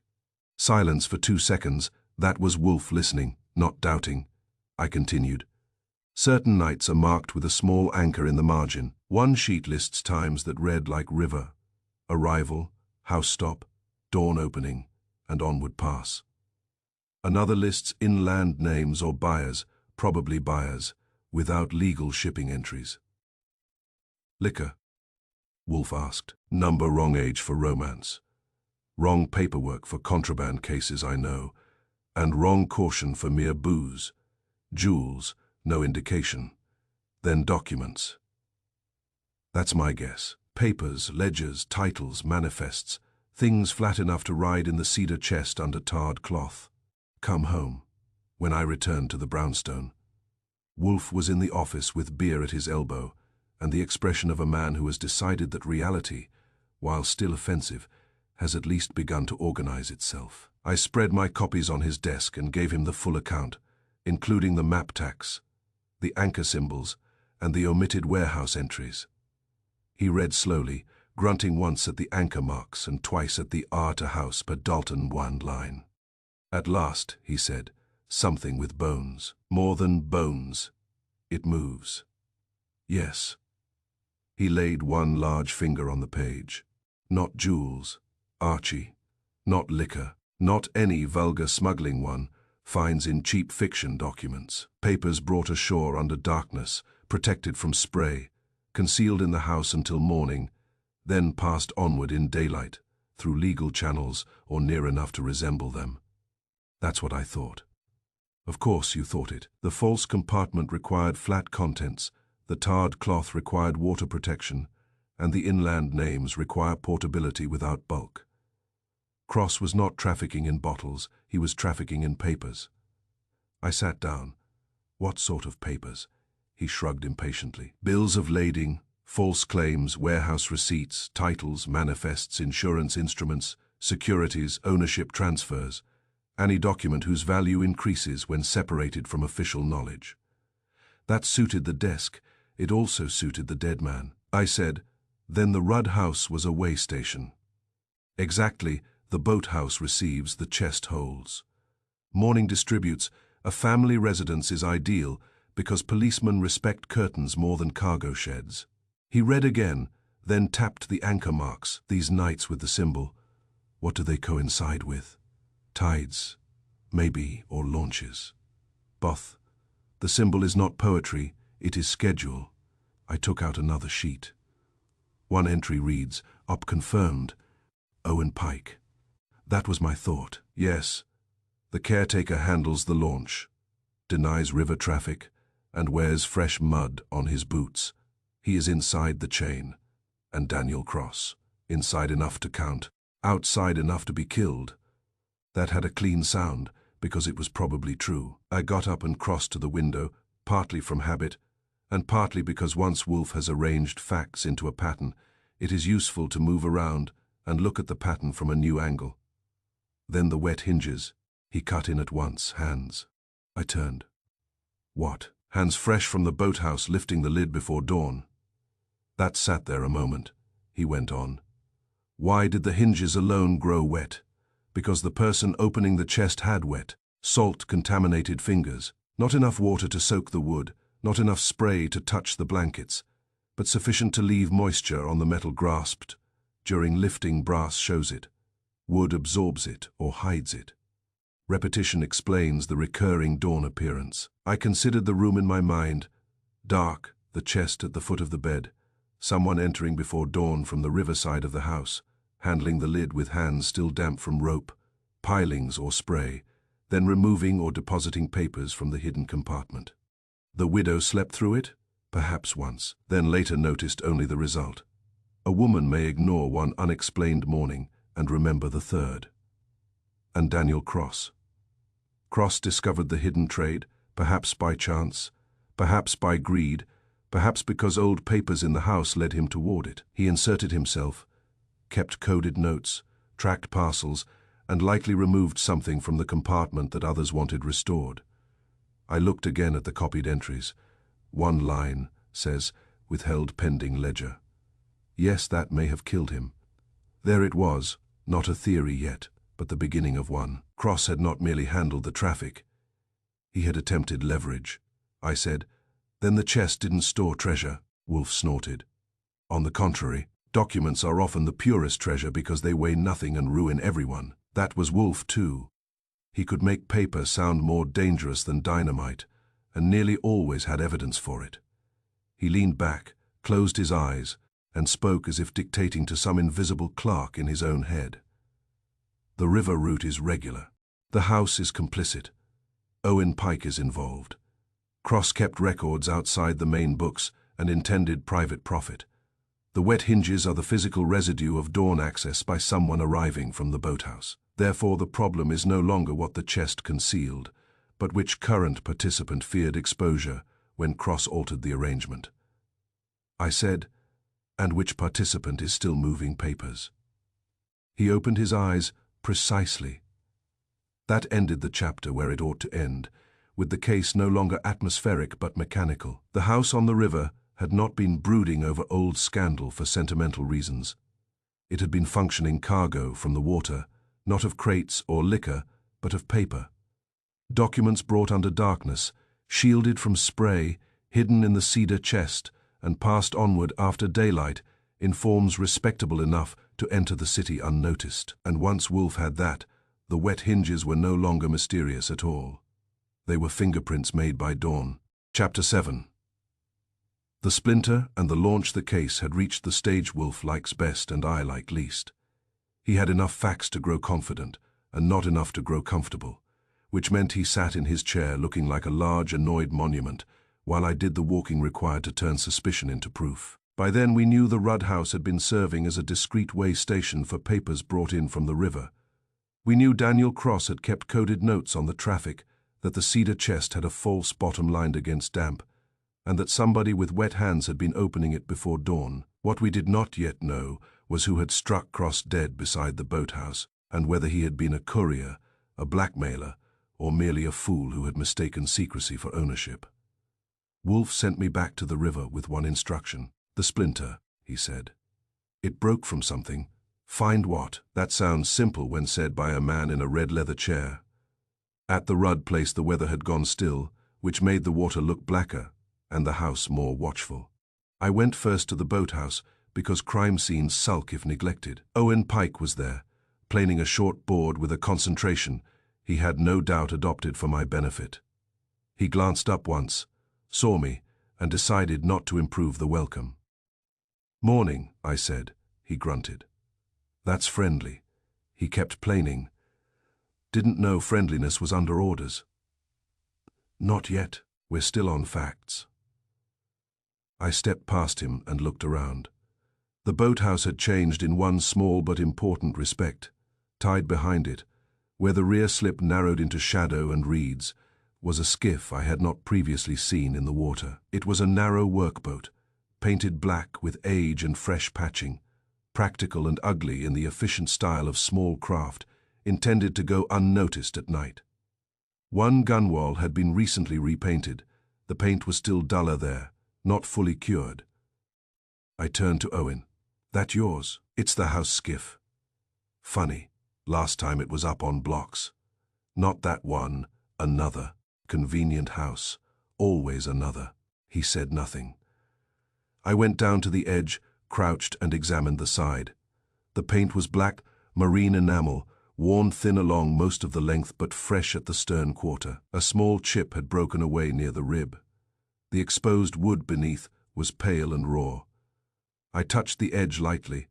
The plain fact was waiting for me before I had even taken the sample. The break looked like kin to the splinter taken from Daniel Cross's hand. "You mind if I scrape a little?" I asked. "Yes, I admire honesty." I scraped anyway, taking only a flake of paint and a shaving from the fresh edge with my pocket knife. Owen stepped forward once and then stopped, which told me he knew that stopping me would look worse than letting me continue. "This boat hasn't left its rope," he said. "That's a poetic sentence for a caretaker." "It's true. Then you won't mind telling me when it was last used?" "I already told the police no boat used the dock that night." "Yes, and your boots told me something else. I'm still deciding which witness has better character."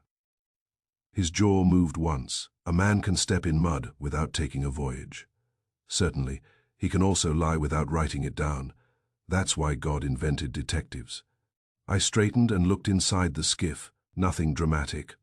Oars, a boat hook, a stained canvas sheet, one lantern, and a metal bracket near the bow, where something cylindrical had lately been strapped down. The straps were missing, but the rubbed marks remained. I asked, "What rides there?" "Nothing." "Something did." He wiped his hands on a rag. "Maybe a survey tube. Maybe tools. Maybe I don't keep a diary of objects." That interested me because he had named a category before I had suggested one. "Survey tube." He shrugged. "Rivermen carry gear. Charts, rods, papers, you know." "Yes," I said. "I'm learning." I left him to the plane and drove uptown with the paint shaving in an envelope. The police had been decent enough to let me inspect the splinter earlier, and while I am no laboratory, a man can compare grain, thickness, paint color, and finish without a degree. At the office, I spread both on Wolf's desk. He leaned forward, peered, and made a small satisfied noise. "The same," I said. "The same paint, certainly. Probably the same wood. Therefore the splinter broke from the skiff. Or from something painted with the same batch." He glared. "Do not practice caution merely because it is fashionable." That was as close to approval as he usually gets before lunch. I told him about the metal bracket in the bow and Owen's volunteered mention of a survey tube. Wolf's eyes narrowed. "Archie, the chandlery receipt. I had it copied in my notebook. Brass cleat, braided line, black marine paint, copper tacks, and that's all. Number that is what the receipt appeared to say to a casual reader. Return to the chandlery." So, I returned. The chandlery upriver sat between a fuel berth and a cooperage that had outlived its proper century by refusing to improve. The clerk remembered Daniel Cross at once, which suggested either good memory or a clientele too dull to compete. "Yes," he said. "City fellow. Gloves too nice for rope." That sounds like him. He wanted something to keep papers dry. That sharpened the day for me, papers. The clerk nodded. Didn't say papers, but asked for dry carriage in spray, compact size, easy lash to a skiff. I showed him waterproof cylinders. Survey crews use them, sometimes engineers. Sometimes men who don't volunteer what they survey. Did he buy one? Yes, two, in fact, small rubber. Sealed caps better than oilcloth. If a man's fool enough to carry documents by water, then why does the receipt list rope and tack? The clerk gave me the look shopkeepers reserve for men who assume receipts reflect truth. Because he asked me not to itemize it plain, said his expense account was being reviewed by idiots. I wrote generic tackle goods and charged the same amount. Happens. There it was.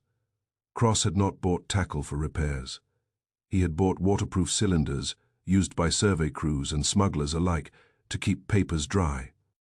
Any idea where he was headed? Number, but he asked about back channels near the East Bank, and whether a skiff could drift quiet without shipping its load. That was enough for me. I took a description of the cylinders, thanked him, and went back to the brownstone with the feeling a case gives when it finally stops hinting and begins speaking in nouns. Wolf listened without interrupting, which is one of the great honors. When I finished, he opened his eyes. So not rope, not tackle waterproof cylinders. Yes. He asked for papers. Yes. He bought them the morning he died. Yes. Wolf folded his hands on his stomach. Then Daniel Cross had either joined the courier chain or intended to intercept it. That was my thought. Of course it was. It is the only respectable thought available. I sat. He could have meant to move documents out of the chest himself, or to keep some back, or to prove he had access. A blackmailer likes samples. We let that sit. In cases involving paper, samples matter more than guns, I said. The splinter from his hand matches the skiff. The skiff has a bracket for carrying tubes. Cross buys waterproof cylinders that morning. If he wasn't already part of the traffic, he was making himself part of it fast. Yes. And Owen Pike lies about the boat moving. Yes. And someone kills Cross before noon. Yes. Wolf shut his eyes again. Men who carry papers for criminals often imagine paper to be harmless because it makes no noise when it ruins them. That was Wolf at his best. One line, dry as dust and twice as final. I got up and paced once to the window and back. Then Cross may have thought he could skim the operation. Take a few packets, copy a few names, demand a payoff. Certainly he was vain enough. But who struck him? Owen. Someone meeting the skiff, someone from the house. Wolf opened his eyes. The question improves, not who had motive in general, but who needed the transfer route preserved at that exact moment. Cross buys waterproof cylinders in the morning. Therefore he intended immediate use. He was not planning a future hobby. Which means he had expected papers to move that day. Precisely. I sat again. Then there must have been a scheduled transfer. Wolf nodded at my copied notes. The anchor marks, the launch times. One of those nights or mornings corresponds to a regular movement. Cross knew it, prepared for it, and died before he could profit, I said. So the murderer didn't just silence him, he prevented a delivery from changing hands. Yes, that gave the whole thing a firmer spine. Before, Daniel Cross had looked like a dead opportunist beside a boathouse.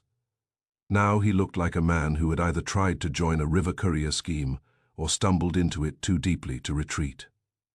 He had bought the tools. He had kept coded timings. He had gotten his hand on the skiff, and someone had struck him down before the papers could move out under his control. Wolf reached for beer, took a swallow, and said, "Now we have function." The skiff carries papers in waterproof cylinders from some upriver source to the Rudd boathouse.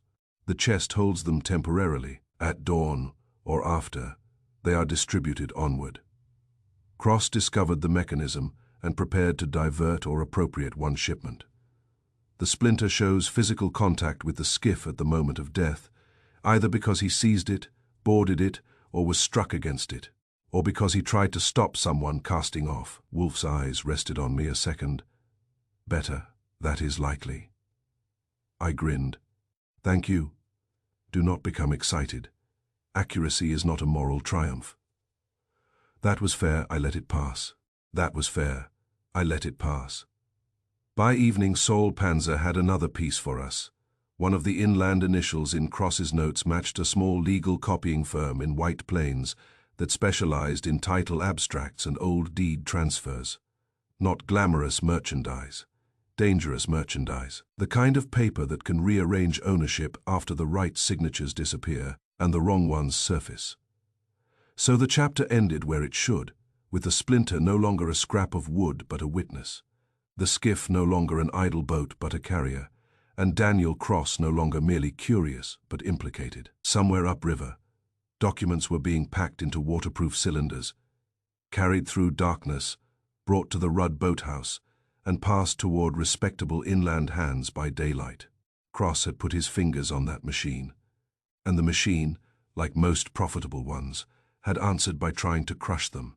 Chapter 8. The break in the pattern up to that point, the case had behaved like a river map copied by a liar. Enough lines to suggest direction, never enough to trust the channel. We knew the house had been used. We knew the Cedar Chest had held documents protected from spray and damp. We knew Daniel Cross had kept coded notes, bought waterproof cylinders, and died with a splinter from the skiff in his hand.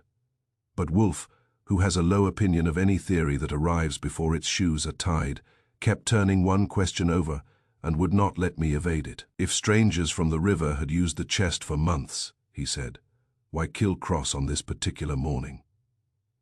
I offered him 3 possibilities before lunch and 2 after.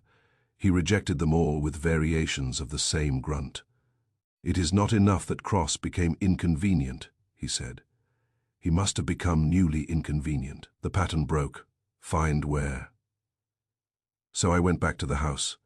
The air there had gone stale with nerves. Houses that live by concealment do not improve when secrets begin dying in the reeds. Nora Pike let me in without comment and told me Mrs. Rudd was resting.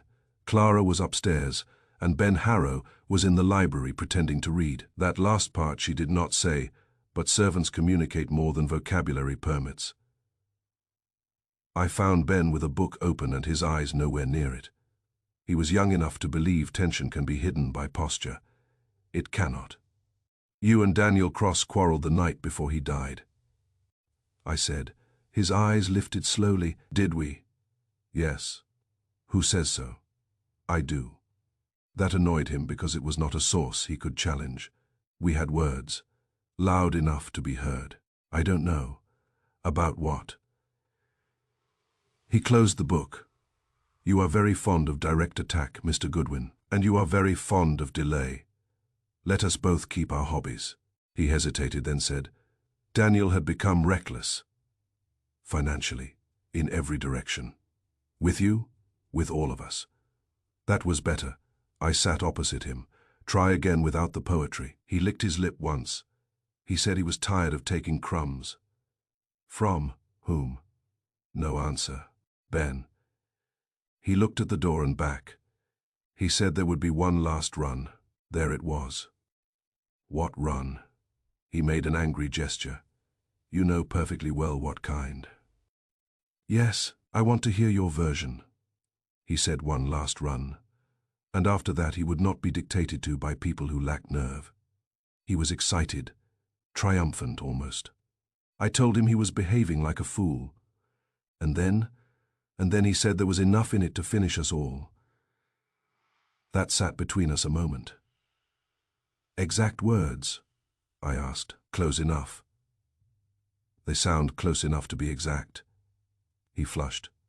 Perhaps they are exact. Meaning what? I don't know. That answer is beginning to rot. His hands tightened on the closed book. He meant that if certain papers were exposed, no one connected with them would survive the scandal. Financially, socially, perhaps legally. Is that plain enough? Very. And you knew this how? I inferred it. From what? From the way he talked. From what he hinted. What had he seen? I don't know. That was probably false, but not entirely. Ben Harrow knew enough to fear the subject, and not enough to manage it well. Did he threaten you personally? Numbered, did he threaten Mrs. Rudd? Not directly. Who was included in US All? He stared at me. That is the question, isn't it? Yes, he gave a short, unhappy laugh. Then asked someone older. That was evasive, but it was also informative. Young liars usually overreach.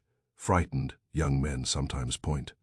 I left him and went upstairs to Clara Cross. She was in the small front room set aside for guests, sitting by the window with her gloves in her lap as if she had forgotten both to put them on and to put them away. Grief had settled on her now, not theatrical, not even especially visible, but present in the fatigue around her mouth. Ben says Daniel spoke of one last run.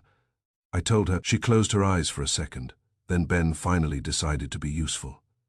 That would be a novelty. Did Daniel say the same to you? Not in those words. What words then? She looked at me steadily. He said that if they tried to cut him out, he would take certain papers to the authorities. That improved the room at once. Authorities, I repeated. Police. He did not specify. He may have meant district attorneys, federal men, revenue people, shipping investigators. I don't know. Daniel liked threats that sounded larger than his courage. Did he name anyone? Number, did he mean people outside the house? She shook her head slowly. Number, that was the worst of it. He was not afraid of mysterious men from the river. He was angry with someone near him, someone he believed owed him his share. That was the break in the pattern Wolf had wanted. Smugglers, document runners, forgers, whatever this breed of paper thieves should be called, can be tolerated for months, if the machine runs smoothly. Murder becomes immediate, only when the machine jams from inside. I said, when did he tell you this? The day before he died, he came to see me in Hartford. He was wild with certainty. He said he had been patient long enough, that there would be one final transfer, and after that, he would either be paid properly, or he would ruin everyone. Every own, yes. Did he say what the papers were? Number only that they were worse than money because they could reach backward as well as forward. That sounded like Daniel. I went back to the brownstone and gave Wolf the whole of it. Ben Harrow admitting the quarrel, Daniel's phrase about one last run, the line about enough to finish us all, and Clara's account that Daniel had threatened to take papers to the authorities if he was cut out of the arrangement. Wolf listened without moving except to close his eyes. When I had finished, he opened them and looked at me as if I had finally arrived with the item he ordered. Yes, he said, now the pattern breaks, because the threat changed everything, because it localized everything. Cross was not killed by distant river men protecting a route. He was killed by a partner already inside the house or immediately attached to it. Only such a person would face immediate destruction from exposure and know that Cross intended action that very day. I sat down. So not an outside courier. Outside men can replace a courier. They do not kill at once unless cargo is at risk in hand. But a partner in the house, a widow, a relative, a servant, a caretaker, a family dependent. Such a person faces not merely lost traffic, but collapse, scandal, prosecution, ruin. The phrase "finish us all" exactly. Cross was not speaking of anonymous rogues on the river. He was speaking of a circle. I looked at my notes. Mrs. Rudd, Clara, Ben Harrow, Owen Pike, Nora, if she knew enough, maybe others. Wolf grunted. Reduce it. A murderer must possess fear, access, and knowledge of the transfer schedule. And Daniel had just announced one last run. Yes, murder became immediate, not because the operation existed, but because Cross intended to change its terms. That was the point of the chapter, and it had weight enough to end on. Daniel Cross had not died because a river scheme was dangerous in general. He had died because he had threatened to crack it open from inside. Once he said, one last run. Once he hinted that the papers were enough to finish us all. The murder no longer pointed outward to shadowy traffickers upriver. It pointed inward to a partner who slept under the same roof or walked its paths in daylight. Chapter 9. Wolf draws the net when Wolf is ready to gather people in the front room. The case has entered its last civilized phase. After that come discomfort, disclosure, and the police. He dislikes all three, but he dislikes incompletion more. By 6 o'clock that evening, the brownstone had admitted Mrs. Rudd, Clara Cross, Ben Harrow, Owen Pike, and Inspector Kramer, with Archie Goodwin attending as furniture that takes notes. Kramer arrived first, broad, suspicious, and already annoyed because Wolf had not explained why he was wanted. That is one of Wolf's more childish pleasures. Kramer endures it only because now and then it results in a murderer with nowhere left to stand. "I'm here," Kramer said. "But if this is another performance about wet brass, you will sit down," Wolf told him, "and postpone your threats until they can be properly appreciated." Kramer sat. Mrs. Rudd entered with the composure of someone who had spent the last 2 days discovering that self-command is not the same as safety. Clara came with her, pale but steady. Ben Harrow came alone, too careful not to look alarmed. Owen Pike stood near the door as if wishing to remain close to escape without seeming to intend it. I had already brought the cedar chest in from the bedroom at Wolf's instructions and placed it where everyone could see it. That produced the effect Wolf wanted. A thing can be ignored in its native corner, in the center of a room, under lamplight. It becomes evidence. No, one sat comfortably. Wolf let the silence work until each of them had looked at the chest and away from it at least once. Then he said, "This matter began, apparently, with wet brass hinges. It did not begin there.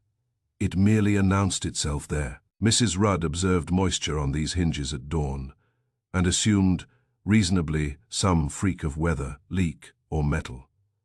Mr. Goodwin observed that the moisture smelled of salt water. The room was dry. Therefore damp weather was excluded. Kramer grunted. "Get on with it." "I am on with it. If you cannot distinguish progress from motion, that is not my failure." Kramer opened his mouth. I caught his eye and shook my head once. He shut it. Wolf laid one finger on the chest lid. The hinges were wet because this chest was being opened before dawn by someone coming directly from the river. Hands salted and chilled from wet rope, spray, and the launch line touched the brass repeatedly. The wood concealed the transfer. The metal displayed it. Clara made a faint sound. Mrs. Rudd did not move at all. Wolf went on. "The false bottom beneath the cedar lining has already been demonstrated. It was lined with tarred cloth to protect documents from damp. Not jewels, not liquor, not trinkets. Documents. Papers brought by water under darkness, concealed here until morning, and then passed onward." Kramer leaned forward. "What papers?" "Stolen, forged, or diverted commercial papers. Title records, manifests, and related instruments." Cross's notes, recovered by Mr. Goodwin, proved a pattern of river deliveries, dawn openings, and inland recipients outside normal warehouse records. Kramer's eyes shifted to me, then back to Wolf. Cross was in it. Yes, he managed transfers. He kept notes. He bought waterproof cylinders the morning he died, because he intended to alter the arrangement to his own advantage. Wolf paused and let that settle. "Mr. Cross," he said, "made a common mistake. Men who carry papers for criminals often imagine paper to be harmless because it makes no noise when it ruins them. He knew enough to bargain, and not enough to survive bargaining." Ben Harrow moved then, only a little, but enough.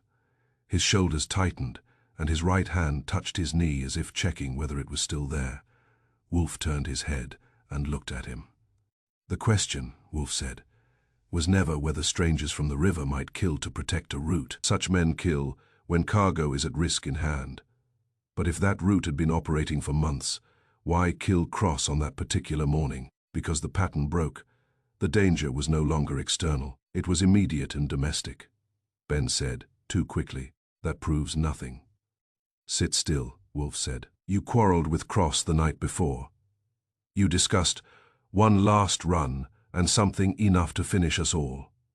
Mrs. Cross has testified that he threatened to take certain papers to the authorities if he was cut out of the arrangement. That threat made murder immediate." Ben's face had gone pale, but not with innocence. Innocence usually protests first and blanches second. Guilt often reverses the order. Kramer turned to him. "You told nobody about that quarrel," Ben said. "I didn't think." "No," Wolf said. "You thought constantly. That was your trouble." He folded his hands.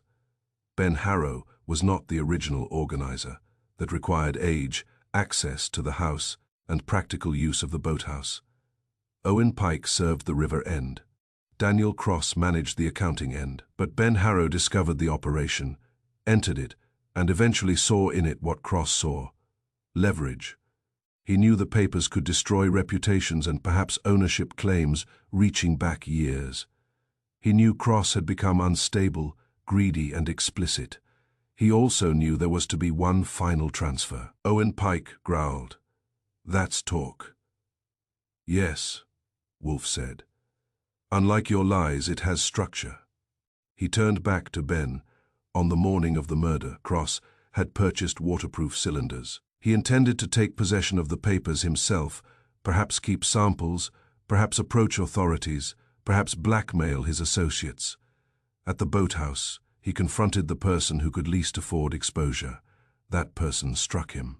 Ben stood up. Number Kramer barked. "Sit down." Ben sat. Wolf's voice stayed level. Cross seized the skiff as it was being cast off or secured. The splinter in his hand matched its fresh black paint. He was struck once at the temple and fell into the reeds. The killer then trusted confusion to divide suspicion between rivermen and household fears, but the quarrel destroyed that hope. Cross had named the true danger already. Not prison, not the police in general, but exposure within the circle itself. Ben's mouth worked. "You can't prove I struck him." Wolf nodded. "Not from this chair. But Kramer can improve his evening. Search Harrow's room. Search his effects for copied papers, for notes matching Cross's codes, and for any document removed from the chest and withheld during the final quarrel. Also inquire into his debts. Young men with appetites and no income often develop criminal versatility." Kramer was already on his feet. Ben said, "Cross would have ruined all of us." There it was. No one spoke for a full second. Clara closed her eyes. Mrs. Rudd turned her head and looked at her nephew, as if she had never seen him before and disliked the correction. Wolf said quietly, "Yes. That is why you killed sooner than a man fearing prison would have. Prison is remote. Exposure is immediate. It begins before arrest in the eyes of family." Kramer moved to Ben Harrow and took his arm. Ben did not resist, which is common once the right sentence has escaped the wrong mouth. As Kramer led him out, Wolf looked at the cedar chest and said, mostly to himself, "Age discourages curiosity. It also encourages repetition. Criminals become sentimental about successful arrangements." I wrote that down because it sounded like Wolf, and because the chapter deserved to end with the net drawn tight. The chest in the middle of the room, the river route explained. Daniel Cross exposed, as the man who tried to bargain with the traffic, and Ben Harrow revealed, as the one who feared exposure more urgently than prison. The last chapter, I knew, would be for the rest of it. How the circle began, who else shared guilt, and what exactly had been passing from water to house beneath the smell of cedar. Chapter 10. Damp metal tells the truth. Ben Harrow broke in the old-fashioned way, which is to say not all at once and not with dignity. First, it showed in his face where the strained cleverness gave way and left only youth, fear, and the sick look of a man who has just discovered that his private arrangements have become public furniture. Then it showed in his mouth, which had spent 2 days selecting words and now lost the habit.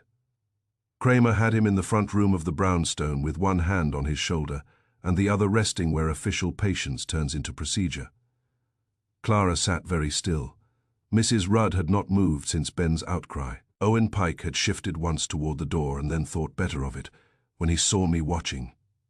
Wolf remained in his chair, enormous, composed, and about as sympathetic as a tax law. Ben said, "I didn't mean to kill him." Kramer snapped. "You admit you hit him." Ben swallowed. "He came at me. He had hold of the skiff. He said he would take the packet and let the whole thing burn if I tried to stop him." Wolf said, "Beggin earlier. You are not yet entitled to the dramatic moment." That was Wolf too. He would not let even a confession choose its own stage directions. Ben closed his eyes briefly, then opened them to the room instead of to any one face. That is what people do when shame needs an audience, but cannot bear a witness. "It began before Daniel," he said. long before. I only came into it later. Owen Pike said harshly, "Keep your mouth shut."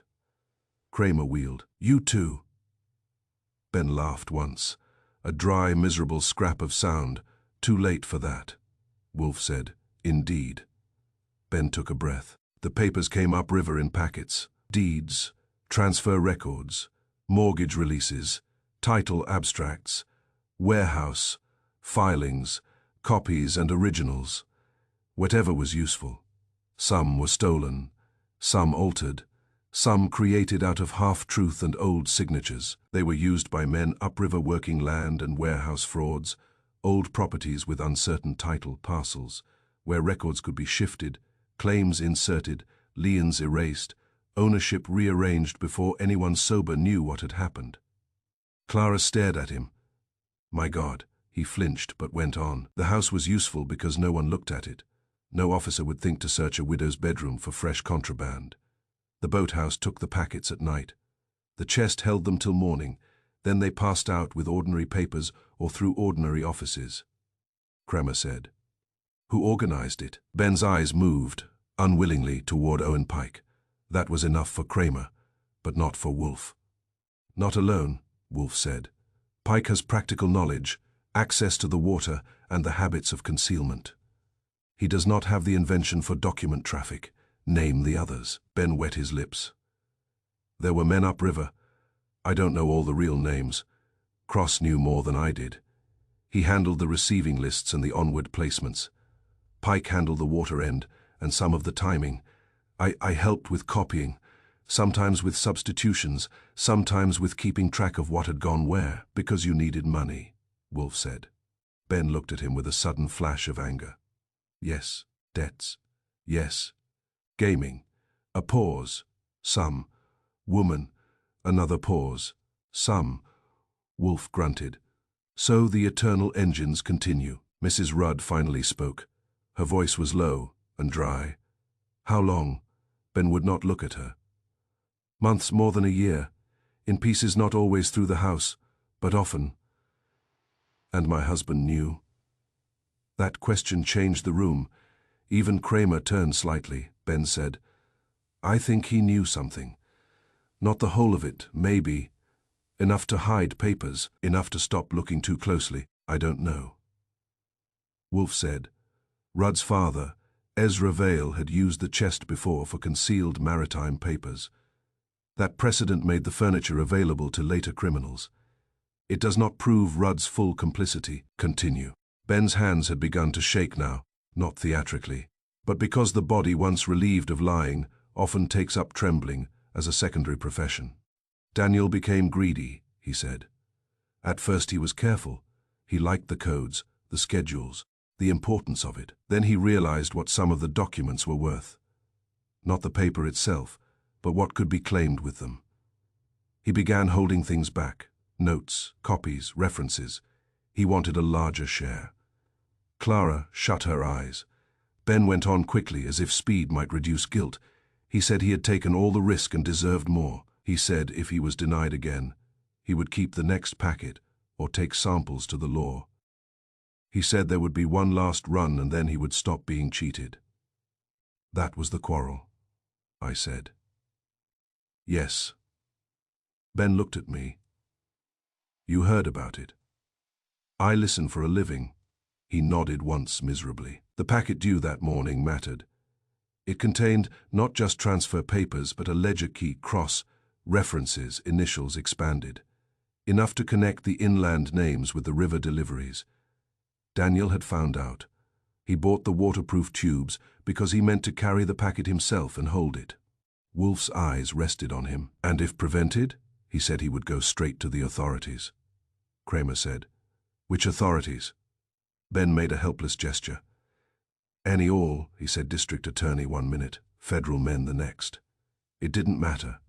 If he had those papers, it was enough. And so, Wolf said, you met him at the boathouse. Ben's mouth tightened. Yes. How? Owen had brought the skiff in. The packet was aboard. Daniel was already there. He had one of the cylinders and demanded the rest. He said the route was finished, that he would decide what was paid and what was exposed. He grabbed the skiff when I told him he was mad. Owen Pike burst out. "You stupid little rat." Kramer barked. "Quiet." Wolf, without raising his voice, said, "Mr. Pike, if you interrupt again, I shall recommend that Kramer begin with you, rather than finish with you." That silenced him. Ben looked briefly grateful, which was absurd but human. "He had hold of the gunwale," Ben said. "He was pulling it in." We struggled. "I took up the mooring bar. I don't even remember doing it. Not until after. I struck him once." He let go. A piece of paint and wood came off in his hand. He fell sideways into the reeds. Clara made a small sound. "Barely a sound at all, Mrs. Rudd did not make any." And then, Kramer demanded, I thought. Ben stopped, swallowed, tried again. "I thought if it looked like a river theft or some quarrel with outside men, there might be confusion. I left his keys and money because robbery is clumsy on the river. Men are struck, searched badly, thrown aside. I thought it might serve." "It didn't," I said. "Number." He looked at the cedar chest. "Nothing served," Wolf said, "because you misjudged the intelligence of metal. That reached no one but me and perhaps Kramer. But Wolf was entitled to one flourish." Kramer said, "The packet, where is it?" Ben's eyes shifted again toward Owen Pike. He moved it. Kramer moved so fast for a man his size that it almost looked graceful. Pike.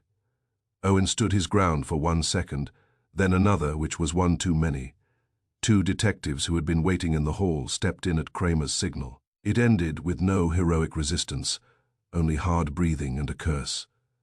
When the room settled again, Wolf spoke as if resuming a lecture after a student's impolite interruption. "This case began with reports of wet brass hinges. Mrs. Rudd thought of leaks, weather, and perhaps ghosts. There were none. The room was dry. Therefore the moisture was local, repeated, and purposeful. Mr. Goodwin smelled salt water, which eliminated fantasy. The false bottom in the chest established hidden storage, protected against damp. Cross's notes established a pattern of river deliveries. The skiff, the waterproof cylinders, and the splinter established the final quarrel. Everything else, denial, grief, invention, omission, was merely human upholstery. Mrs. Rudd looked at him with exhausted hatred and gratitude mixed so evenly that neither had room to dominate. "You speak of it as if it was simple." "It is simple now," Wolf said. "It was not simple when you concealed facts." That was severe, but not unjust. Clara rose then, slowly. "Did Daniel ever intend to stop?" Wolf regarded her. "Yes." She stared. "You believe that?" "I believe," he said, "that he intended to stop after profiting one final time. That is not reform, it is arithmetic." That was the last honest thing anyone said for a minute. Kramer took Ben Harrow and Owen Pike away with the efficiency of a man who had been annoyed long enough, and now meant to cash the annoyance in proper coin. The front room emptied by degrees. Clara went first, because grief had finally reached the stage where movement is preferable to endurance. Mrs. Rudd stood by the cedar chest a moment without touching it. "My husband's father used it first," she said. "Yes," Wolf replied. "And then the rest of us went on using what we preferred not to understand." "Yes." She looked at the brass hinges. "Now dry under the lamps. I thought the dampness meant the past was returning." Wolf closed his eyes. "Madam, the past rarely returns, it continues." After she had gone, I moved the chest aside because Fritz dislikes evidence in the front room, and because there are limits even to Wolf's tolerance for symbolism after 7 o'clock. Wolf remained in his chair, hands on the arms, eyes shut. "Well," I said. "Well, what?" he asked. That was neat. It was adequate. "Denial, grief, invention, and upholstery, you missed one." "What?" "Archie Goodwin." He opened one eye. "You are not upholstery.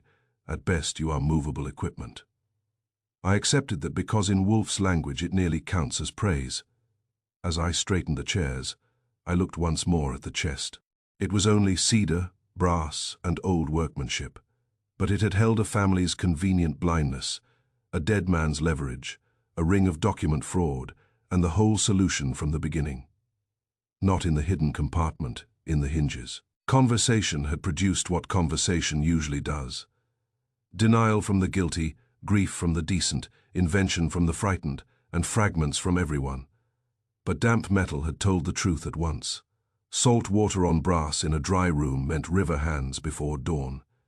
Once that was seen, the rest had merely taken time. At dinner, Wolf praised the duck, condemned the potatoes, and said nothing more about murder. That was proper.